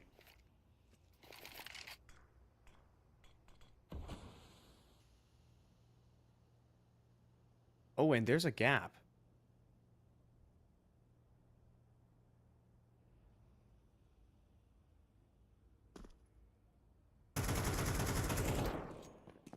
Always made in middle. Weeza pushes past. Nearly headshots his teammate on the way in. But they will be allowed to scale for free into the A bomb site. They've got to know that something's amiss, though. But Weeza not ready for the A main play. But Sodzin, can he finally connect? He's got one more remaining, and Nick X closes it on Barton. Sodzin's still alive, but then Lotto activates. It's a 2 versus 3. Ray to a no-scope through the wall into jungle. OG Wizard is good, but he has got to be darn perfect here. And they know where he is. They've basically isolated his position, surely. As then Dumao closes out, and Legacy will advance to face off versus Team Liquid in the upper bracket final. I mean, the pathway to get there, maybe not as we'd expected, but it is the upper bracket final that we did anticipate there. And again, you know, credit to Life's a Game for showing a excellent result, a hell of a fight there. And that second map, especially closing out in a really difficult fashion in which they kind of choked a little bit, but then overcame it in one map. And that was, I mean, a pretty cool thing to see from a young team such as this roster, and already looking to make changes that are positive. But obviously, challenging this Legacy roster on Mirage is something that not a lot of teams here in North America have had fun with. And once again, you know, that Mirage flares up, Dumao shows up. Neck has had a lot more impact individually, and that's how they close out this series. Yeah, I mean, Sazin putting up the big numbers, but I think there's still some certain weaknesses there. And as he gears up to face off against Ultimate in an hour, that is going to be terrifying. If we can look at the total bracket and see what's going on. We also had Fluffy Aimers, though, put up a really good fight versus Team Liquid over there on the mainstream while we were going on here over on Stream B. Yeah, I mean, it's going to be interesting to see how Legacy fare up against Liquid, right? Because Fluffy Aimers put up a lot better of a fight than I anticipated. I mean, I know there's a lot of hype around Slump, what he's been doing here. He's been hitting some strides, but, you know, first map was very close. Second, you know, they got some rounds there. And so now we're seeing two teams that remain competitive in heading into this elimination matchup for a shot at redemption to make it through that lower bracket where they will get opportunities to fight forward. So, I mean, that makes for a pretty exciting story for both these underdog rosters. Unfortunately, we'll have to say goodbye to one of the two. Yes, and well, that's going to be going down in just about an hour. So we're going to toss this one off to a break, and you guys can get set here for your North American evening. Maybe fetch a din-din, maybe check into another streamer that might be watching this game. Who knows? We'll be back in an hour with the IEM Rio NA qualifiers.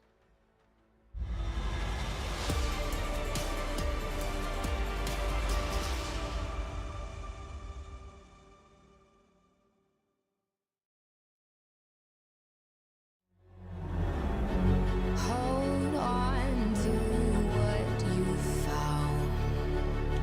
Days of the searing. My head is spinning round. Oh, I hear you now. Yes, the wolves are out.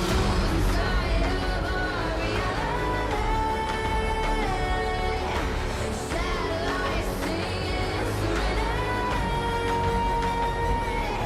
Send out a signal, please remember me.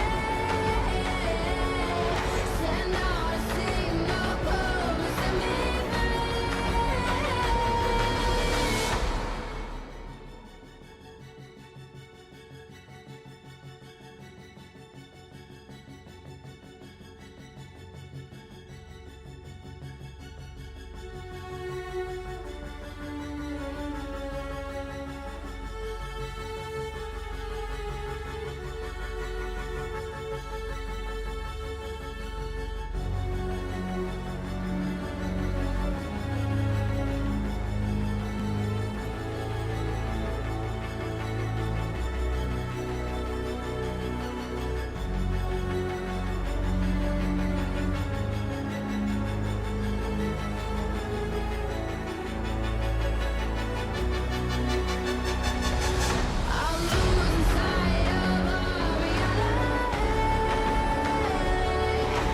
Satellites singing serenade. Send out a signal, please remember me. Send out a signal, promise me. Look into my face. Tell me now why you want to wait. Running out of words you wanna say. I've been looking for you, looking for you, looking for you.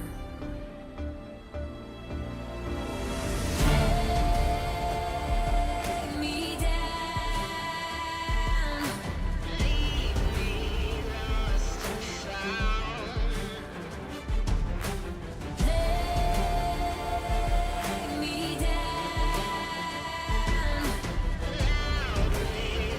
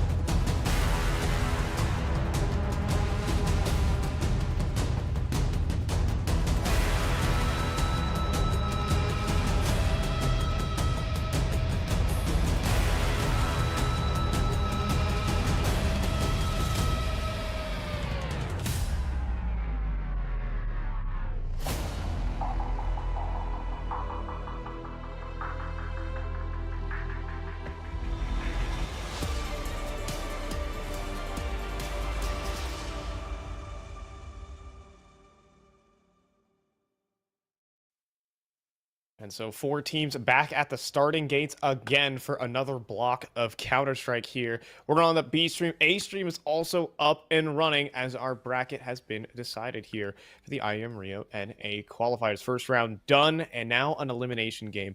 What's good, Cole? Got a nice little break, a nice breather. We're now going to hop into our lower bracket matchup. This is elimination. This is for all the marbles. You lose, you're out here, and obviously it kind of went as expected for both of these series in terms of how the bracket is shaping up. But again, both teams showing up with some resiliency, more so to give me a feeling that both these rosters are going to be hungry in the opportunity at a revenge match here potentially throughout that lower bracket. Yeah, I think both these two teams as well are definitely, they have a lot to prove. I think being on this stage and even being on these ESL broadcasts, just kind of getting their name even further out there, as Fluffy Aimers definitely made an impact versus Team Liquid, as the slump cult is cheering in spades as he delivered on the hype versus Team Liquid despite the 2-0 loss. Yeah, it went slump mode on him there, and yeah, I mean, got 2-0 as it should be the case, right, with Liquid hopping into these matchups. But I mean, again, like you said, dropping numbers, being able to have some damage being done, trying to pull his team through these matchups, and for a prospect, that's what you would hope to see out of him, to be honest with you. And now Fluffy Aimers is a much more manageable matchup there. I mean, a completely different story. Now you're playing up against a matchup here where both teams looking to remain competitive here. And I feel like that's a good sign. But Fluffy Aimers, I mean, I feel like are coming into this one in strong form. This roster is definitely one to be excited about. Yeah, as a couple of other teams kind of take a tailspin out, like squads like Elevate, well, they got dropped by their roster, so I suppose Elevate at this point, and a couple of others have kind of taken a nosedive. Fluffy Aimers have quickly risen up the North American rankings. They've been 2-0ing teams like formerly Party Astronauts, 2-0ing a Laser as well, and even maintaining some decent competition versus Legacy in recent games. But hey, speaking of a team that just recently put up some decent competition versus Legacy, Life's a Game, I think, are having their best day of their new lineup here. Yeah, the result that we just saw on Ancient was incredible, and it was a complete reversal of what we saw in those RMRs. Had to deal with some comeback efforts, but still put that one down. So I feel like if you're on the side of Life's a Game, you're feeling confident in this matchup. You got a map off your opponents there. Fluffy Aimers, they didn't even do that much. But yeah, I feel like this is going to lead into a little more success for them, despite the revamped rosters that Fluffy Aimers are dealing with. We do have good news, though. The vetoes should be ready for us, and we'll see what battleground we're going to be playing out on it. And we get to see some new sites here. Dust 2 to kick things off, picked out there by Fluffy Gamers. Vertigo then up next for Lag, and then we finish things off on Ancient as a decider. Kind of hoping that we get to see that, given the strength that both these teams looking to bring on that map. I am thoroughly excited to see these two teams face off on Dust 2. It is gonna be a bloodbath. Vertigo can go either way as well, just general inexperience. And then both these teams, like, comfort map picks are Ancient. I think that's honestly kind of been the staple map here in North America, because everyone plays Ancient. We all love Ancient. I mean, I think I love Ancient. You love Ancient. We'll see if these teams love Ancient, if we're going to dodge a 2-0, if we need it at all. Because these two teams, they stand on level footing across from each other. They both have such talented players who are trying to break out into the space. Let's see which one stays ahead and stays in the qualifier. It'll start off with OG Wizard. Who else? With a headshot on the slump. But then the Glocks start to ring out. They start to cut down a couple more players. CT's running out of bullets. But OG Wizard is still alive for only just a little bit longer. It's suddenly, after a flurry of bullets, torrential amounts of lead out towards long. It's Weeza starting up the long flank here in the 1 versus 2. He's speedy with it as well. He's not going to wait. He's going to keep swinging. He'll switch out to the Glock. Wow. But he saw the gun fly forward there. And now, well, the jig is up here. Can Weeza find a way to clutch this? All right. Let's go Catwalk. Let's reroute this clutch. Weeza says quickly, and it's planted for Cat. He's got targets on right around the corner, and he's found the Whoa. first. Oh, Marky's got to run. Marky does not want to get caught in the open and give Weeza a chance to clutch. And Weeza knows. Weeza knows exactly where Marky has to be. Goes out for the swing, but pulling pins. Oh, and the jiggle peak swing from Marky for the 3-piece. Fluffy Aimers up on the board. I wanted to throw out a quick smoke on top of that bomb, see if he could at least provide some security to put some pressure on Marky in the backside, but Marky just keeps on holding down the line as he does, doesn't he? Not going to shy away from a duel there. Doesn't play scared in this matchup. It's Marky, the same old that we've seen for so long. And Marky to close it out for Fluffy Aimers to give them that start here. It is pretty exciting. See this roster step up, and as you said, Dust 2 is going to be a bloodbath. And we just get to hear little pops of the long duels taking place. Just a little quick headshot and a stunt in the aggression of Fluffy Aimers out of the gates.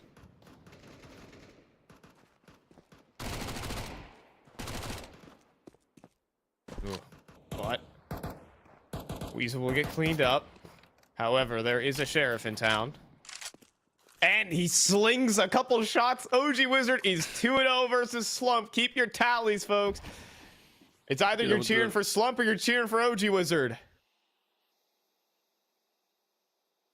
That's how it goes here. The R8 has me in his camp right now. He's brought it out again for the second time in this Rio qualifier, but Jason scaled quickly onto the site, and it might be the turnaround point. It's just the jumping R8 here to try and save him. Oh, and no landed more a funny shot. business. Oh, he did. He actually connected on a Jason. But not enough. Just not enough, unfortunately. He was through the box. So Jason stands. Fluffy Aimers are up to 2, but Slump has died twice to OG Wizard, so who's laughing now? And with exactly $4,750 in the bank, many would consider buying an M4 and full kit. All OG Wizard wants is an op.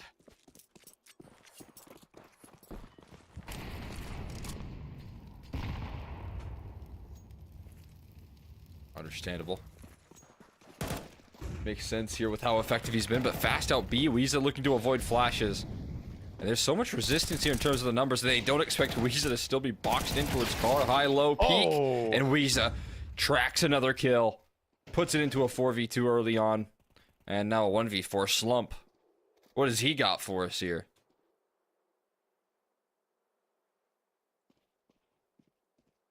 This man has the community behind his back. The hype is real. How real? For a second! Oh, God. Oh, my goodness.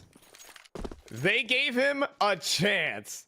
Oh, my God. Well, lag get by, but that's Slump, folks.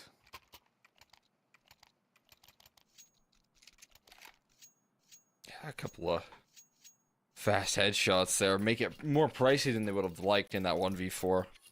I wanted to just end it off before Slump could really play in that round at all. And fall right into his hands.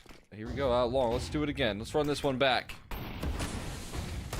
This time the smoke's going to be good to cover off all the bases. Molotov as well, just the same. And the HEs are not even letting them out of long doors. Shut down. You will not cross. Like, swiftly deny that. It's one Prodigy versus 2. Don't forget Ray. Coming out from the depths of ESEA Advanced. Not the only one to do that, as of recent. I mean, all of these players, honestly, are just kind of advanced move-ups. I mean, all the Life's a Game were in advance just 2 seasons ago, and now competing with the top level of North American Counter-Strike.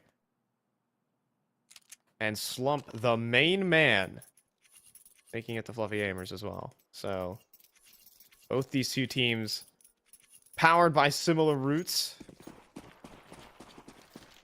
Ray is completely new to this level of Counter-Strike.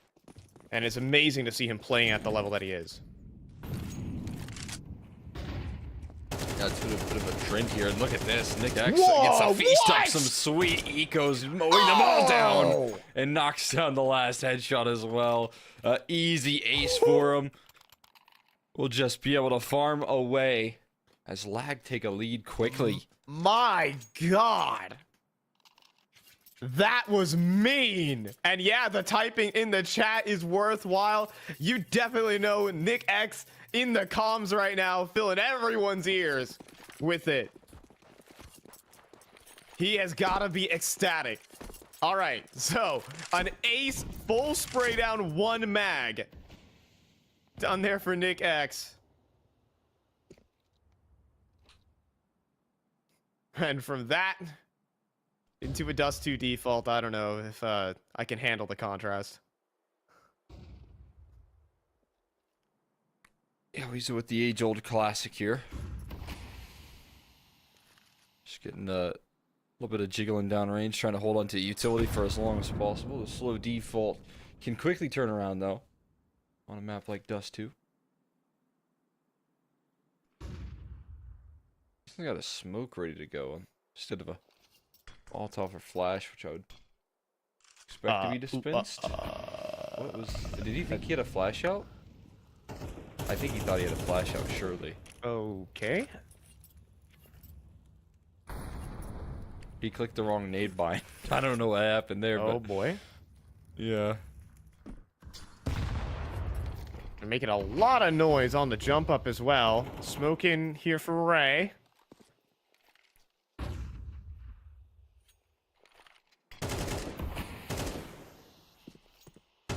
No space. Nothing really given to this T side whatsoever.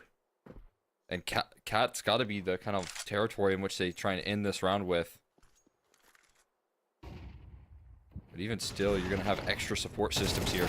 OG Wizard misses, but then Ray also falls to a double headshot. They just dry ran Cat. All right. And everyone just missed. Well, that's a strategy, I suppose. And this is a save. Or for some damage here. Experative, not good enough. Jason's got his headshot. And Weeza, Xbox. Jason's got it. Dry run up Cat, folks. Yep. Crazy hole to just dig yourself out of. I really just no map control. A bit of an awkward start to that round with the smoke just falling. Right, not even to your favor, right? It's working against you in a certain sense. Then just dry run up Cat. There you go. Solves all the problems. It does 2 Cat play. Almost never fails to amaze. Sure.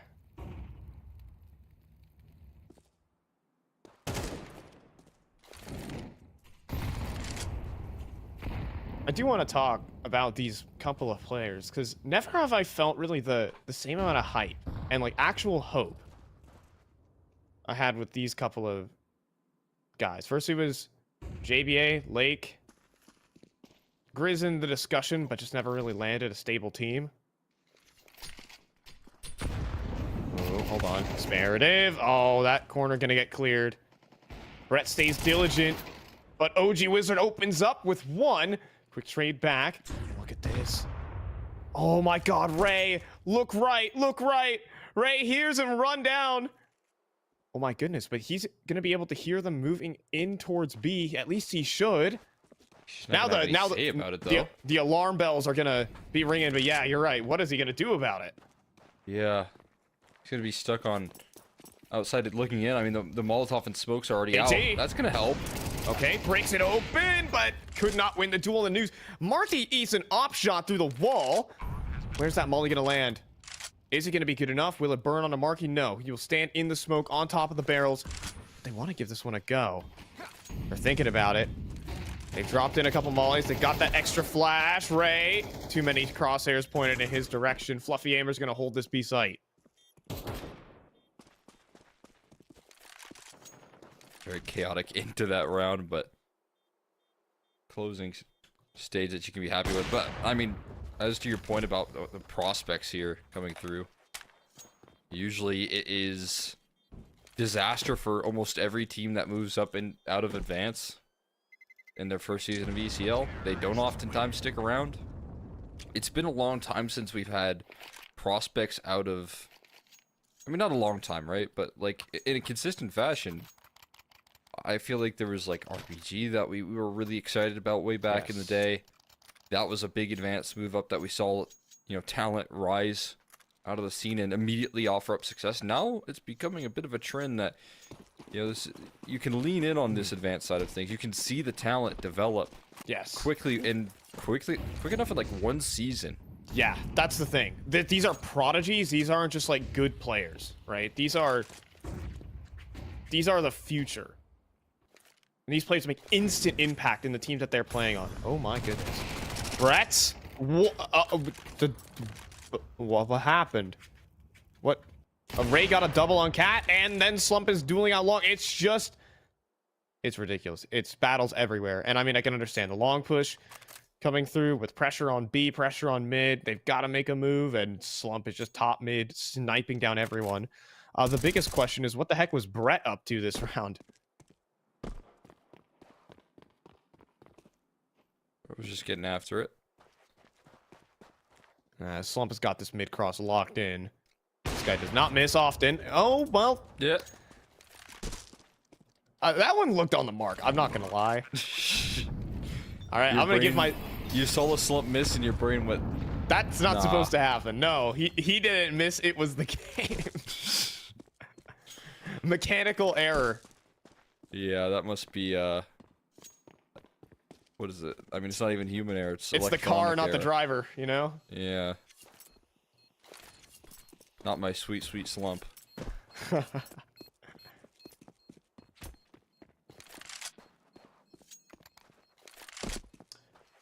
But yeah, about these prodigies, like, I don't think we've really had that wave. Like, we talked about Swisher, we talked about Junior, Hext was in the conversation for a while, but I don't think they were as game-changing as this. Realistically. Whoa. I'm just saying. That's a bold statement. It is. Because I think in a year's time, I mean, these guys, Slump, we'll see what OG Wizard's career keeps going. Could easily be at the top of CS. Like, they're already HLTV forum threads saying, Hauser, count your days. I'm just depicting community sentiment here. I ain't saying that Slump is better than Hauser, but... Alright. I feel you. I'm just painting a picture. News. Sniped for one. Oh, no, an OG Wizards missed, but he's able to scope back in. Oh, and he nails it on the jiggle peek. That's sick. And they're going to go back to challenge him. They are going back in. Oh, and for good reason. Why? Oh, man. Worried about mid timing. to B. Oh, it's terrible. But do they think? Oh, I think they heard the scope in. Brett surely heard the scope in. Yep. And in trouble. Brett headshot. The timing is brutal. Oh, and then Slump zips one through the smoke. Ray is going to make a move or thinking about it. Now repositions up towards the window, and Brett staying sharp. Fluffy Aimers taking a solid lead here on D2.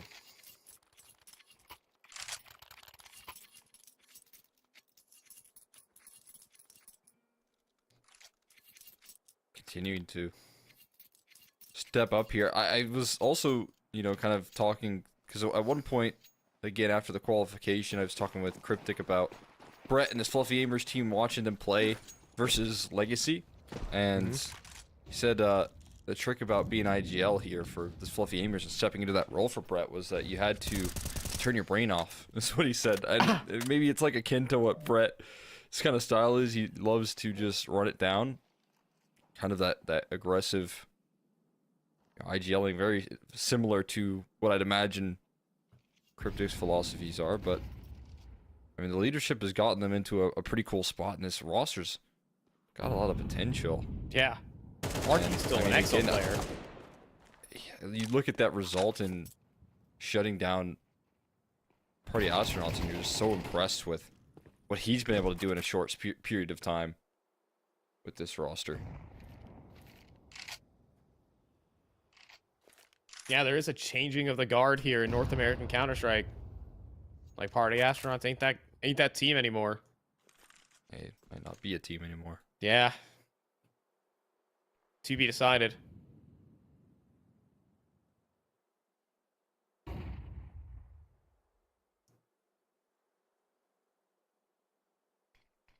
Ray posted up, sees the smoke, receives a molly, and dives away. The old-fashioned palm tree flash. How many will it blind? The whole team, actually, as he steals one. Is there any more support, though? Can he get another? Yes, 2 bullets. Oh, and he does it!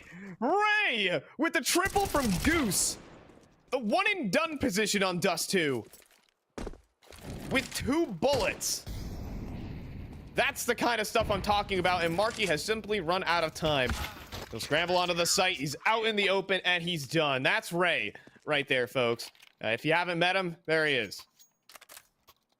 Put on full display right there. If you missed that last series, he had an excellent map. That second map of Ancient, you know, CT side was controlling the map all over the place. Multi-kills constantly being showed up. And doing that versus a very tough Legacy squad. I mean, we've highlighted and hyped up so much of what Dumao's done, and it was Ray that was able to shut him down in consistent fashion. Now looking to do the same against this squad, and Nick X is controlled long pretty effective as well. Now B-side play. Oh, but Weezer God. annihilated. But Experative has done so much damage down range, but Slump with the quick scope. Swings on in, shoulder only seen, and a 3-on-3 B-site post plant. This all of a sudden favors Fluffy Aimers, but a missed molly is gonna burn a lot of time here. Couple seconds ticked off the clock. The HP is low, so maybe a small advantage, but it is still the B side of Dust 2. We know how challenging it can be to retake this side of the map.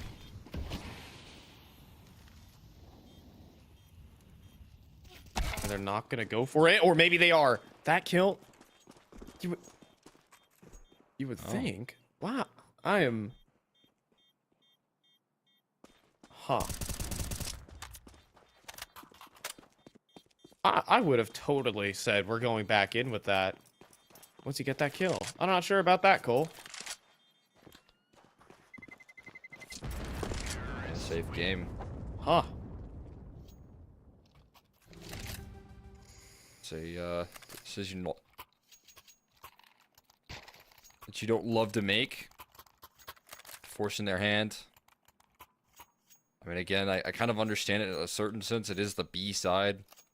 As I've highlighted, it is very hard to retake. But I'm with you. It's kind of... I mean, the best idea is they didn't know how low they were, right? That's probably the biggest factor.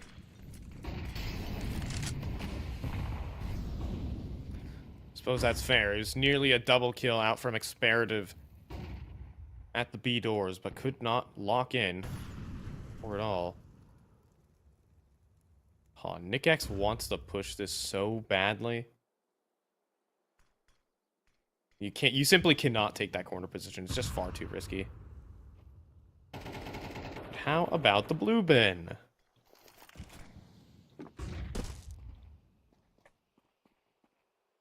How about this mid control here? Again, it's decisive. Left behind a cast smoke for the CT side. All the while, they have no idea what's going on right around the corner. Mid control established, putting pressure, and Molotov taking some crazy damage. I thought he was going to jump off and take even more, but instead turns around, tosses a fadeaway HE, and they have to fall back to a more passive setup. And again, if you remember, Fluffy Aimers have shown the power of their cat execute already. Ooh, boy. Nearly tracing him 1 HP. He's still battling as well. And look at that. Experative deals with the first and the second. There's more pieces than just the prodigies here, but Ray in charge again. Slump just deletes him through the edge of the box. But the bomb, it's down on Cat. It's going to take a while to scale on up. So the low HP News has to hold the line while OG Wizard does some battle. Experative making his way up middle. Marky inside of lower tons will laser 2. And nothing to stop the bomb plant. OG Wizard headshotted. And Fluffy Aimers are doing just that. A 6-shot out of Nick X. I'll give it to him there. Does he have his in him? I just don't see a way, realistically. Is there any utility on that A ramp he can use to his benefit? He needs a smoke. He needs a molly to make this a reality.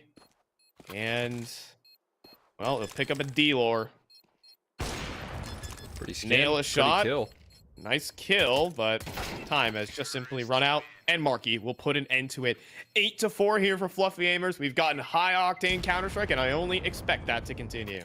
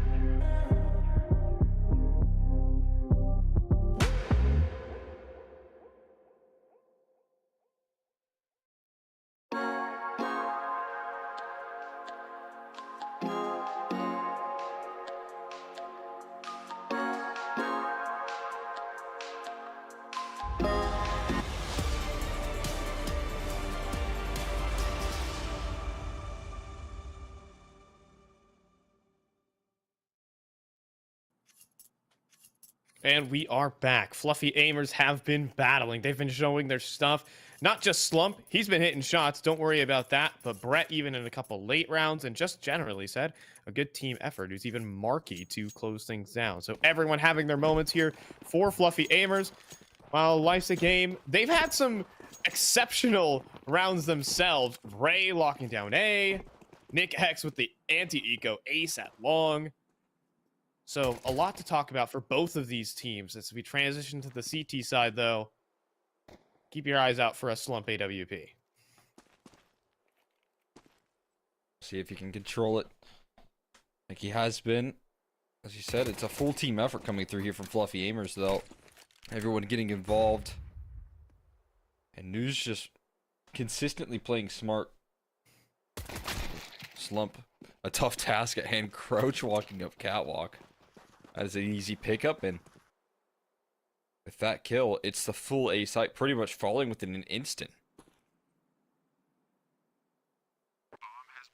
Yeah, Jason clearing out lower tunnels just to be safe, but, well, Brett missing a trade on Cat. Will Ray consider the reswing? He does, and does get punished.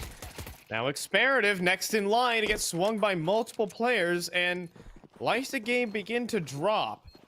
OG Wizard does have the P250 from Carr. He's waiting to reveal himself, and Nick X on the ramp doing some excellent work. OG Wizard eventually will fall, though, and Smoke onto the bomb. News has got the kit. Oh, it's going to start up. Planted out in the open, but doesn't matter. Marky! Couple insane shots for the ace in the pistol round for Fluffy Aimers. I mean, we talk about the prodigies, the new guys that are coming into this game and the excitement around it, but Marky has been sticking around, and we know so well what he is capable of in taking control, or I should say retaking control of this round. Has completely shifted the tone from lag and have ripped that clutch away. And well, that again is the Marky that we know so well. Not scared of anyone in the server, no matter the hot prospects that we've highlighted. Shutting this round down in a big way, setting it up for success now. The CT side, it's still a potent buy though. They got very good weaponry here. AK already up Cat again, and they're maybe gonna look to redeem themselves after the missed opportunity in the last round.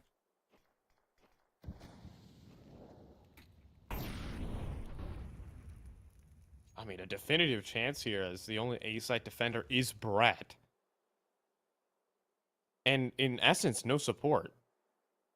Jason is arriving in time, but it's going to be awkward. In the meantime, the Weeza does fall over onto the B side, but the lurk up Cat. Brett in some trouble, sees the bomb, and now the jig is up. Jason trying to support in time. Flashbang over is excellent, but no kills just yet. Instead, it's Slump from Long, finding a double dink. Then Brett, then Jason, and MP9s everywhere will mop up this post plan. The only survivor there, able to at least lock in the digits, kind of lean in on some small victory there for the side of lag. But at this point in time, you do have some tough decisions of whether or not they want to keep investing. And the MP9s that hold so resilient. Shut another round down. And they can make an okay argument for it. Be a dangerous game, but half buys instead. They'll meet in the middle and look to set up this gun round coming up. And again, seen lag in a position where they've trailed in the past. It's a different story going up against this this Fluffy Aimer squad, but still these sort of steeper deficits have been challenging. It can afford no mistakes and yet to pull it off so far.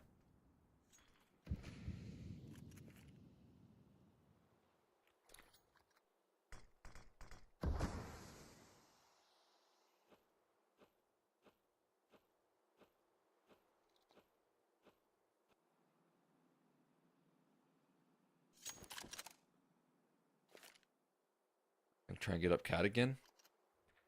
Looks more like a mid to B play, given the positionings though of the C or T side, I should say. Uh-oh. Jason almost got caught asleep at the wheel there, but wakes up just in time. And a miss mid to B smoke, sort of here. Jason, come on, get the HE out. Got stuck on his hand. There we go. There we go. Okay, well, all right, sure. We're good. Weeza in there, news falls, Marky will clean up the round, and yeah, that round goes as according to plan. Experative wide swings, he's dead to Jason. 11-4 here for Fluffy Aimers, and lag in with one last chance. I won't say that round was clean. You know, sometimes your hands get stuck in the sauce, man. I gotta dip in the fried chicken. Who pulled that prank right there? Who taped? Who put some glue on the HE? That's a very terrible prank. I love harmless pranks. Oh yeah, harmless pranks. Sure, Like taping sure. the glue in the HE. I do love myself a good old-fashioned harmless prank. Type where no one gets injured. Do not do that at home. Yeah, put a little bit of peanut butter on the HE grenade. Yeah. Classic. That's a good old bit. Yeah. We've seen it. We've all seen that one. Yeah, yeah. Done that to a couple of friends at summer camp, huh? What? Why no? Oh no. We got the long scale though. There's oh, Fred, Oh. did someone prank you? Oh. No, it's just OG Wizard with a quick laugh and a quick kill. So like have an opening, but there's so much more around that corner. Oh, but they don't have a smoke. They're out of smokes. They're out of smokes, and Marky's on the angle. But how about we just flash in and trade him out? Experative finds one, but also there's Slump on the side, and he lines up the last two. Yeah. 1 versus 2, technically. You gotta have a smoke for the cross, right? that's bottom line. I thought the flash play would maybe bail them out, but no, it's not. Like, you gotta have a smoke for the cross. You can't get away with that, as much as you might look good in it. I think that's about as simple as it gets right there. Not having that crucial bit of late utility, rather. It's gonna cost them severely. And they are fighting for their life from every step forward. Yeah, Molly, HE combo, Wee's out in the open, and Marky's just dicing them up as they walk on in. Nick X, oh, he thinks there's someone still in the site. He didn't know where Marky was actually shooting them from, and so he walks out window and nearly gets 2, but it'll be news to put this one to rest. Fluffy Aimers put up a flawless defense towards the very end, and they lock up Dust 2. Yeah, I mean, it's just such a good look right there coming through. I mean, that's a Fluffy Aimers that comes in with a lot of conviction, rolling on in. Again, you can see some very clear strengths. It's a map pick that they lean into here. And honestly, for lag, not as much reps as you would like here. And a lot of them kind of going sour. So it does feel like there's some pressure now placed onto this series. Because coming into this one, it just feels like Fluffy Aimers with a whole lot more momentum after that map. Yeah, I gotta say that, I mean, Fluffy Aimers just firing on all cylinders. It's not just Slump. Marky comes through with a monster map as well towards the end of that CT side, and T side for that matter. I mean, in the very few rounds that we had on that CT side, I believe, what, 5, obviously, from 8 to 4, you got 10 kills. He's, or 20, ends up 20 kills, so probably 11 from 9. That is like averaging a multi-kill every round. That is an insane performance on the CT side there from Marky, and firing in all cylinders, definitely still feeling some confidence after a close game versus Liquid. We're going to toss this one off to a break as we move to map 2.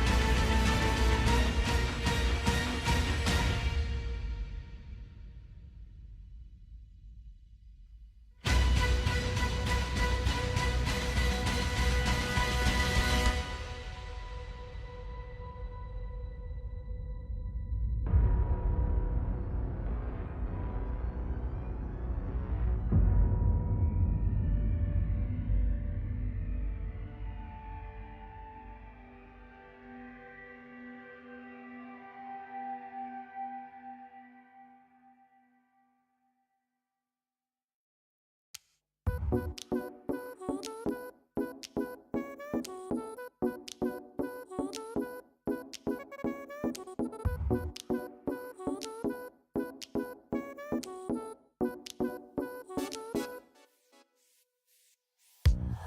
can't explain. I can't explain it. I go insane when we get naked. Hold me down, never let me go. Take me in, I want you to show.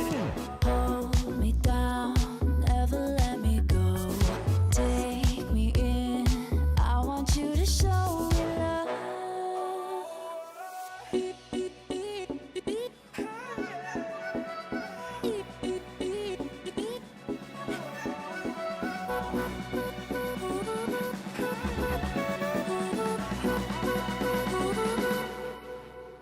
Don't give up on us, don't give up on love. Don't give up on us, don't give up on love. Hold me down, never let me go. Take me in, I want you to show. Hold me down, never let me go. Take me in, I want you to show me love.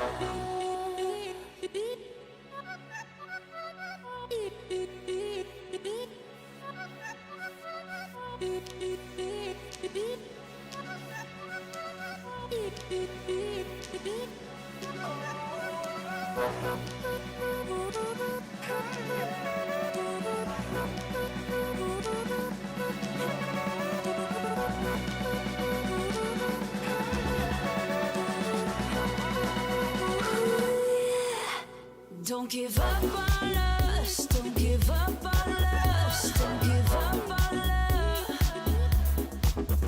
Don't give up on us, don't give up on us, don't give up on love.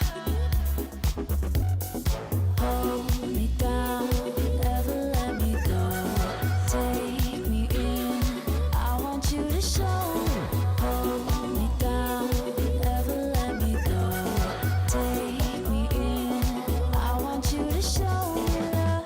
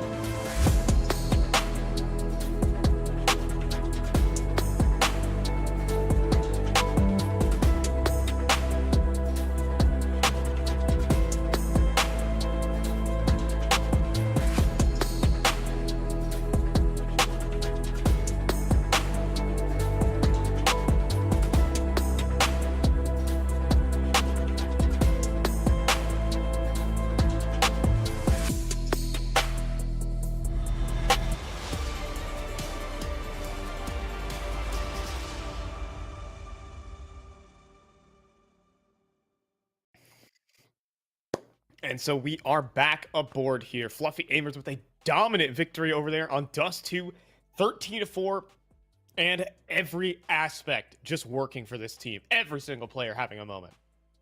Yeah, absolutely. And again, that experience that you can lean on with Markey to close out that second half with confidence, right? I think that's a key detail there because he's another one of these players that just has a killer instinct in him and is going to play confident no matter who he's up against. And that felt like the same was true in this matchup here. Heading into it, starting off the second half with an ace. But we have Vertigo. This is a really interesting spot to find ourselves in the veto. We know that you know, the stronghold of Ancient is waiting in the wings, but we gotta get through Vertigo first to get to this point. And nothing is certain. Nothing is certain when we move here to Vertigo.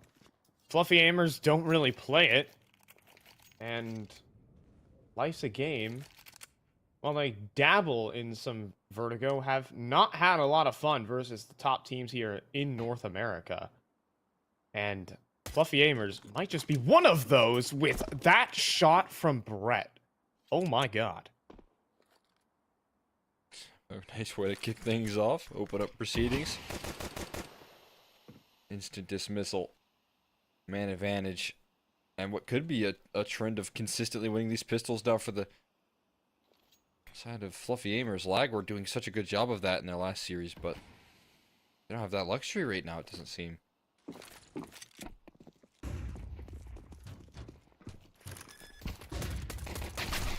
Oh, and playing on the site, but Lag are actually bringing it back. Headshot from OG Wizard, and then Ray also delivers one himself. A sick opening kill, but you gotta complete what you started.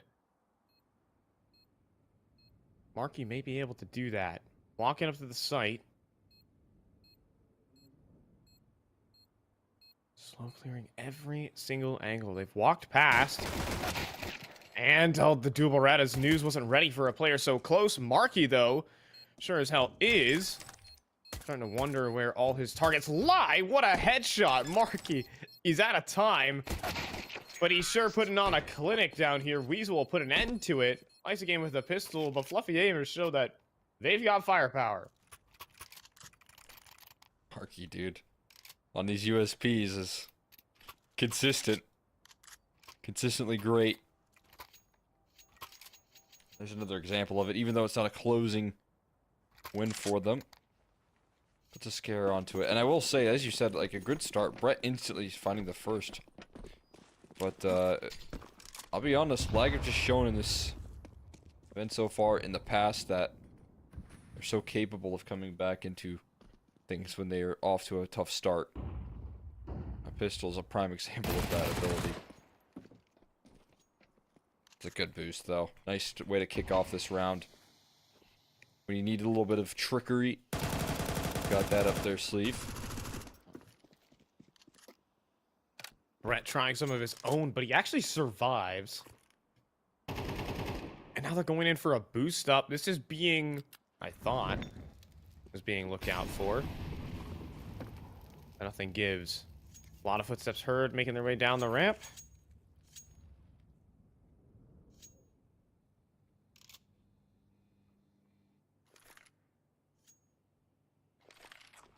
They're going to put it down to Marky here on the B site. Literal 1v4, but the rotates are scrambling and fast. Excellent flashbang.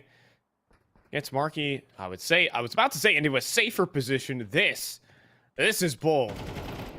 Marky on the close angle, smoke to help him out. Pre-fire didn't matter though, as him and News lock everything down. OG Wizard 1v5 to complete here. And that is not realistic whatsoever. This... Yeah, he doesn't look like he's too inclined to go for it. What a play. What a setup. News will be able to knock it down. I mean, that smoke comes through. You couldn't have asked for a better time. It almost is like they thought it was safe for a second, and then they watch as the smoke lands and it blooms in their face as they try and clear out Marky, but by then it's too late. They're already walking through gray screened. And you give Marky just an extra second to breathe in his duels, he's not going to lose out on them. Doesn't matter how many are around that corner. That couldn't have been better placed. On a quick recovery of a lost pistol.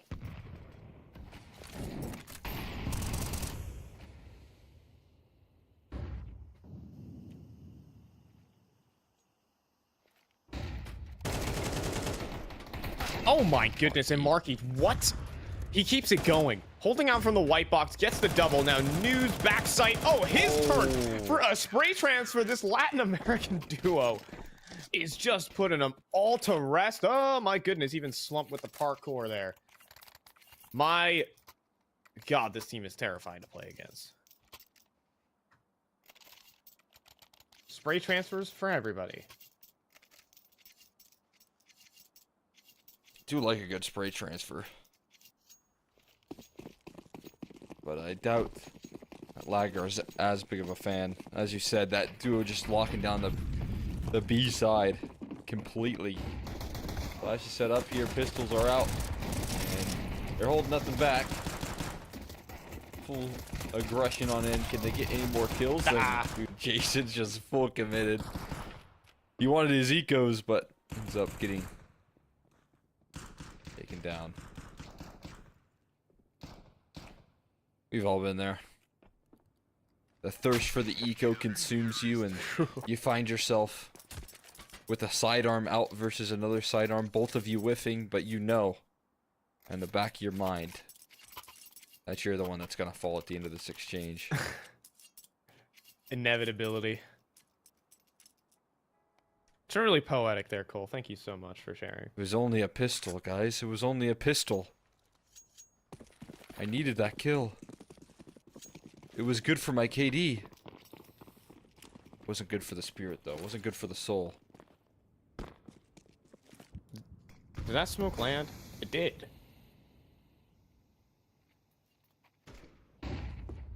And Brett going in for some serious aggression. He's gonna peek. And he's gonna get the kill as well. Escape? Okay. Wow. How did he get away with that? Well, magical escape there. Can't believe he was able to run away in time. He's able to answer back. But it's a push. Kill in kind. Marky's push all the way through B, and it's in T spawn now. Okay. There's not much of a need at this point, though, for Marky to get much more aggressive. Oh, but he's Containing going to. space. But yeah, it is Marky. That's a good point. Now he's completely contained them on A.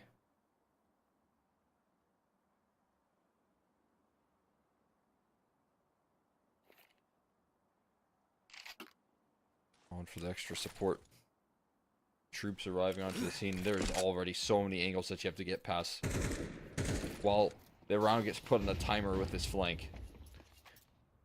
Slump's position could be compromised shortly, but Jason just trying to buy him that extra space. Slump will step forward in the side hall. And OG Wizard, hello there, right above you. We'll be able to eventually take him down, but he just doesn't really know where these remaining players are. And OG Wizard just blind firing, and Slump will take him out. 4-1 here for Fluffy Aimers.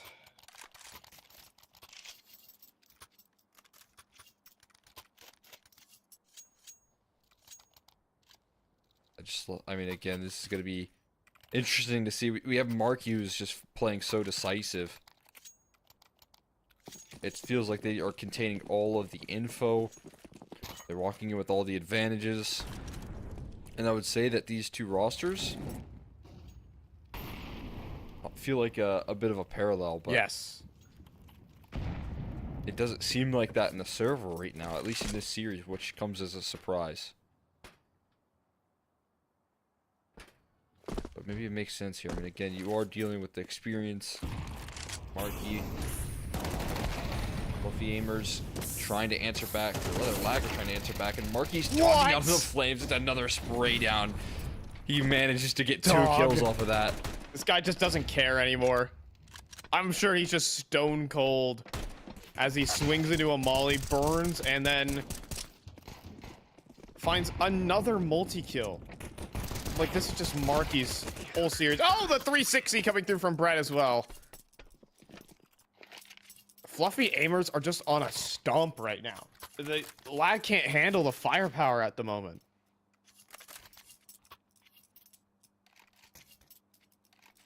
It's actually just incredibly impressive that this is the way it's shaping up. Like you said, the firepower not being contained, not being held off. Marky just getting away with so much. As you said, just walk away laughing all the way to the brink. Even Brett, who's been a very proactive member, constantly pressing the issue on side hall. 9 and 2, but there you go. There's an excellent punishment there from OG Wizard. Finally. Brett has gotten away with far too much over towards side hall. Yeah, that he has. He's just a little bandit over there, put down by the law. Side hall bandit. That's what they called him in high school. There's a lot of insinuations from that. I don't know, you ditch class. People, when they get the hall pass, going on a tour of the school. Oh my goodness, that nade actually just bonked Nick X.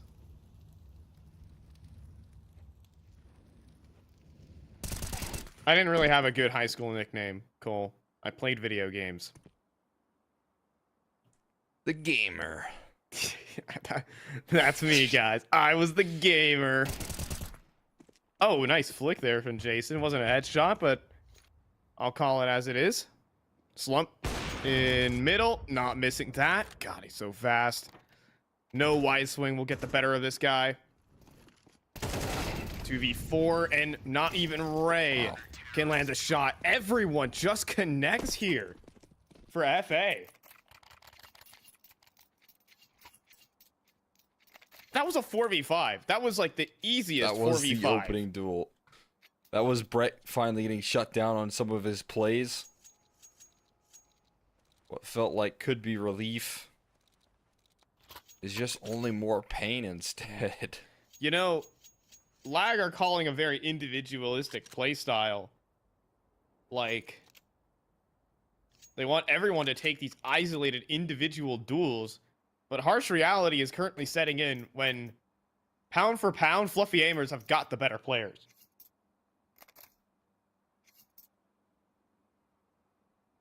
They're showing that consistently. Round in, round out. With the man advantage, it'd be a perfect opportunity to try and group up, try and capitalize, but missing out on those pieces. And another big difference here, the exchange and the experience of this IGL. I mean, obviously, Brett coming into this one, not a whole host of it, but he knows how to operate in these sort of positions, knows how to operate in these qualifiers with that sort of experience. And right now, Lag are the ones feeling the pressure. No util. They have to dry swing the whole site. Brett, though, stepping forward, giving up chances. But sure, he'll just spray transfer them both instead. The cones go flying. And I guess so the rest of Lag on the floor, that is. As it's 7-1 for Fluffy Aimers. They are just running it down. It's become a bit of a speed run. Not the series of the day that I expected to be this quick. And maybe it's not going to be. Maybe we'll see some sort of adjustment. But as of right now, I'm not seeing any signs of stopping. Either for the CT side of Lag. Showing zero of that at the moment.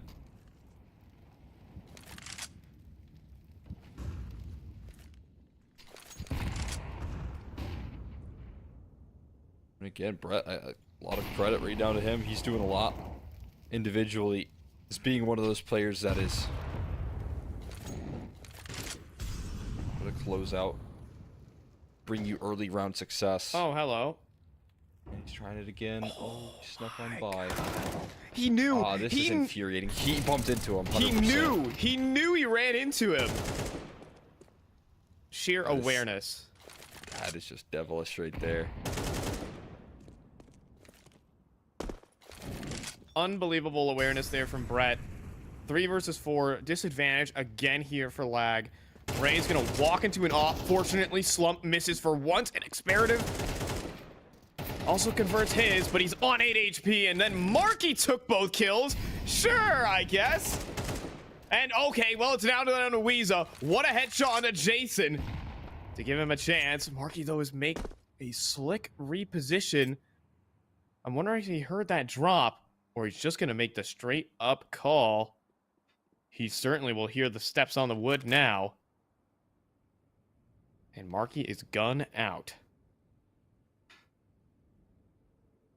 Couple angles to cover, though. Could be putting him on a timing. That timing works for him. It seems like it will. Ooh! But he walks into the crosshair of Weeza, and Weeza connects instead. That is incredible awareness. I mean, it felt like Marky had the jump there, but Weeza is the one to come out on top. Wow. Well, sweat off the brow there for Life's a Game. Weeza in a clutch he shouldn't have won.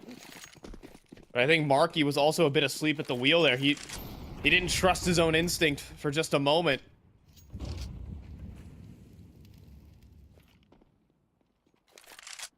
Well, Fluffy Aimers are still on the bye, and Slump's not going to miss many more shots.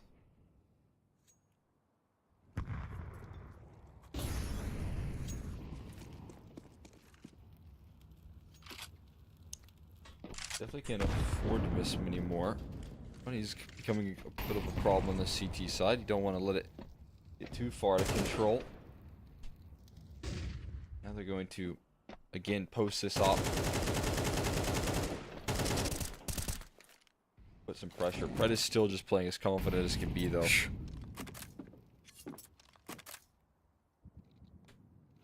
He plays like he's on 200 HP.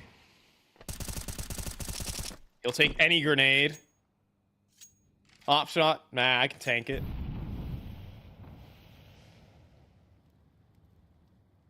In the meantime, it's a B grouping. They're out of smokes. Oh, this is everything being set up to be a shooting gallery here on B. 3-man setup. Can it get any better here for Fluffy Aimers? Here we go. Marky with 2 backs turned. And now News opens up, but okay, Slump does miss. And a flashbang, though. News steps forward continually. And yeah, when you don't have this generator smoke, you're going to get cut down in the middle of the open from so many angles. 8-2. I mean, I guess, you know, again, Slump can afford to miss because, like you said, there's just not enough resources in the tank to get onto that bomb site. We saw a similar situation with them. They didn't have a long cross smoke. It's some of these late details that come down to, you know, is this an option for us? And I don't think at that point it was. It wasn't an option to make the move towards that A side or B side once you lose out on some of those duels and lose out on that utility that you need. All towards A now, though. Brett back up to it again. This time his teammate goes down. The HE does crazy damage, though, and he's gonna get right back into this deep angle. Here we go. Smoke's about to fade. Ray, get ready. As Brett, oh my goodness, he's done it again. He's found 2. Jason now playing above the smoke. He sees 1, and he converts onto Weeza. Critical. But Nick X hears the fallback. He'll step forward.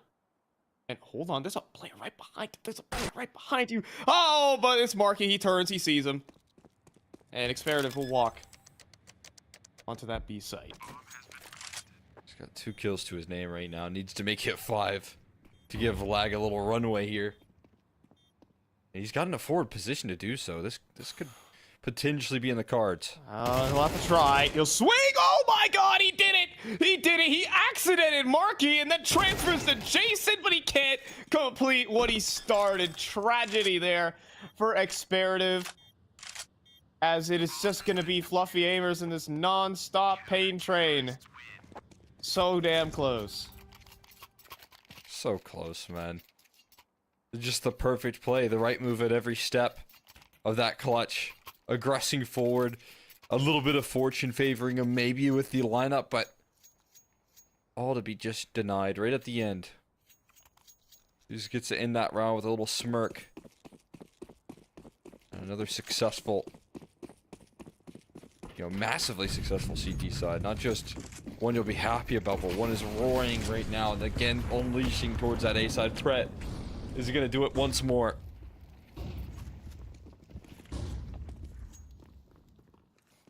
Oh boy. Jason, Brett. Does Brett have it in him? No, he swings into far too many players. Eventually overwhelmed, and yeah, there's 4 headshots in the kill feed. That'll get you an A site.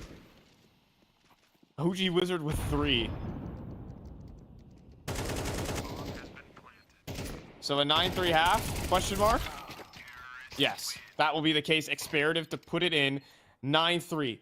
Is it playable here for Life's a Game? Fluffy Aimers have been the better team. Can lag come back?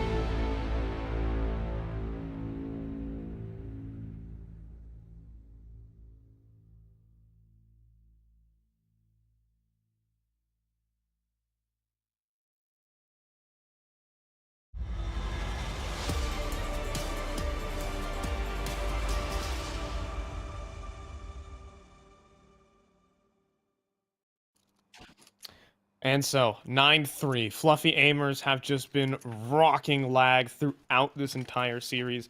Just player for player, pound for pound. It's all headshots. I suppose for both teams, to be fair. Lag gets some fortune in the final round of that half. They're going to need a lot more to stay in this series. Yeah, I mean, calling upon the quick headshots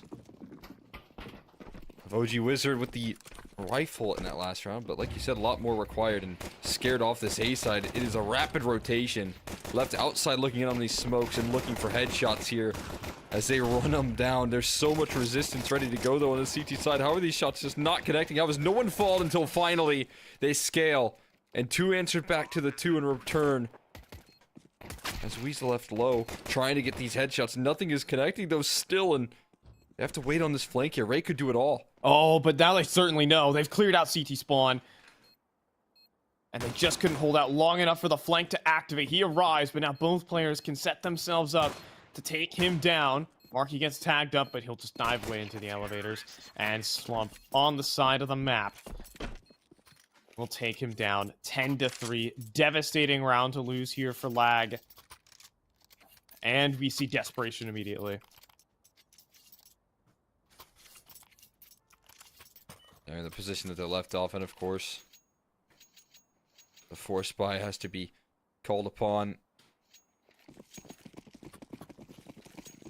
Looking to turn things around with the MP9s. I mean, honestly, not the worst of tools to do so. Go, they're gonna leading fast towards A. But again, I mean, it's the case as Brett controls ramp so effectively. This one has fallen to pieces. Jason involved here, 180 yard for him. There really just hasn't been a single missing player, and that's going to continue. Finally, a miss from Jason, but, you know, no big deal. Yeah, I mean, this one's locked up. News with the headshot. Weeza, he's also done. It's just firepower here from Fluffy Aimers. They're just running at him, finding every kill. It's in the name. I mean, dude, this is the quick series of the day. Yeah, this one. Not Legacy versus Lag. Not even Fluffy Aimers versus Liquid. Oh, that wasn't as dominant as this one. This just beat down. Did not expect that. I thought we were gonna buckle up for one competitive series, but I do, you know, in a sort of sense, question the pick here of Lag in a like having the opportunity to lean in on Ancient potentially, but left that open to a decider, and maybe they left it open too long. I will say that. Oh my goodness! What a flick! Jeez. I mean, dude, Nick. Oh my goodness! Jason just. Is he gonna hit another? What's the headshot percentage looking No, like? stop it! No! Oh my god! Jason just ran up short, killed 3, and the round's done, and maybe just the series. Like, the aim from these guys is ridiculous. Weeza's gonna get 1. That's a consolation frag if I've ever seen one. And he's done. Marky to clean him up. Dude, Jason just casually walked up short, got 3 killed, refused to elaborate, and left. Oh my goodness, that's the 3rd time I've made this joke today. And it hits every time. And it does. And it hits every time. It's, I mean, yeah, it's, again, just a depth of firepower here. That's the classic, guys, I'll fake A, you go B. And then your A fake goes and gets 3 kills. And so, it's a pretty good fake being sold. Of course, you're going to get the rotates off because of that. Stick around and let the round burn. Chasing down Slump to have his fun. Landed a collateral. There's so much damage done. Finally, you know, information spotted. It's B-site claim. A retake on the flank, and this one's feeling a little bit over. It's just not real. Nope, it's just not gonna happen. Fluffy Aimers is not really can't hurt you, except for the fact that they are about to eliminate Lag, and they can't hurt them. Yes. Whatever that was, cool. Absolutely, yes. Fluffy Aimers definitely proving their worth here in North America, showing their caliber. I mean, look. What? Lag have some good players. Hold on. Ray, prove your worth. Cook, you have no kit, though. And you are now out of time. Oh. Smoke onto the bomb, but no one's defusing. Jason, of course, just magnetized the finding headshots, because why not? Wow. But that was a blowout. That was a blowout indeed right there. Not a chance really for the side of Lag at all. And again, a team that has been able to show some resistance versus some really tough rosters. That Legacy matchup was so impressive. We saw everyone get involved there, everyone be able to fight back. But now it's 7 rounds in a series versus Fluffy Aimers. And I'm still going to give a lot of credit to Fluffy Aimers for how well they showed up here. It felt like it was all 5 always in the server for every round, making anything possible. But really, again, in polar opposite to what we saw in that last series, which was a team that showed so much resiliency in a series that they started off pretty sour on Anubis, and just not the same roster that showed up here just 40 minutes later. Yeah, so I think a big part of it, though, is that these two teams, stylistically the same. They're extremely individualistic, and Fluffy Aimers are just the better aimers on this one right now. There are a couple missing pieces, like Ray can have a good round, like OG Wizard can have a good round, but dude, Marky was just connecting everything. Jason towards the end was just connecting everything. Just a really amazing day here for the Fluffy Aimers, and when you play this individualistic style and everyone's firing in all cylinders, these kind of games can happen. Yeah. I mean, I think that's a good point, right? We saw Nekiz and we know his style. We're familiar with Nekiz as a very slow, likes to draw the round out here, and maybe that was what was captured on Ancient in that first half that gave him so much to work with. But yeah, I mean, if you're dealing with head-on collisions here, like that's Fluffy Aimers right now, bread and butter, Yes. especially as a team that's kind of going through some changes, who's made some moves in terms of the roster. It feels like it's worked out so well for them, given the fact that, you know, they got those opportunities, that they know what's coming, they're familiar with this sort of North American style. And yeah, I think you're right on the money there. I think the style was the biggest issue that this lag roster ran into today. Yep, they ran into Marky, they ran into the whole team. And, well, Fluffy Aimers are proving their worth here in North America. They run a close series versus Liquid. They blow out Life's a Game. They're down into the lower final. Still fighting for a chance to go to Rio to make it to LAN. What an upset it would be. Obviously, this is Liquid's tournament, but this team has given them a run for their money already. So we'll see how the rest of that pans out, because still going on in the upper bracket on the mainstream, it is Legacy versus Team Liquid. It is a close series over there. Check it out. But for here on the B stream, on behalf of myself, Cole Extra McHenry, the admin and production team, thank you guys so much for watching the B stream here for the NA qualifiers for IEM Rio. Don't worry, I'll get it next time. Peace.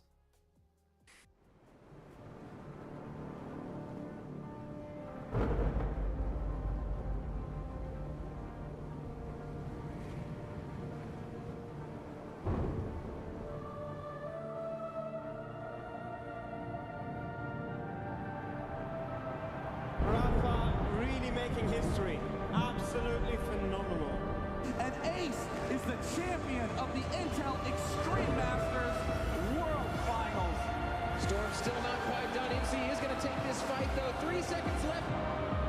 Last 2 rounds of matches got us started well for ESC. And this is a massive move for Zez, but he's not content with just a Nexus kill. He wants to win.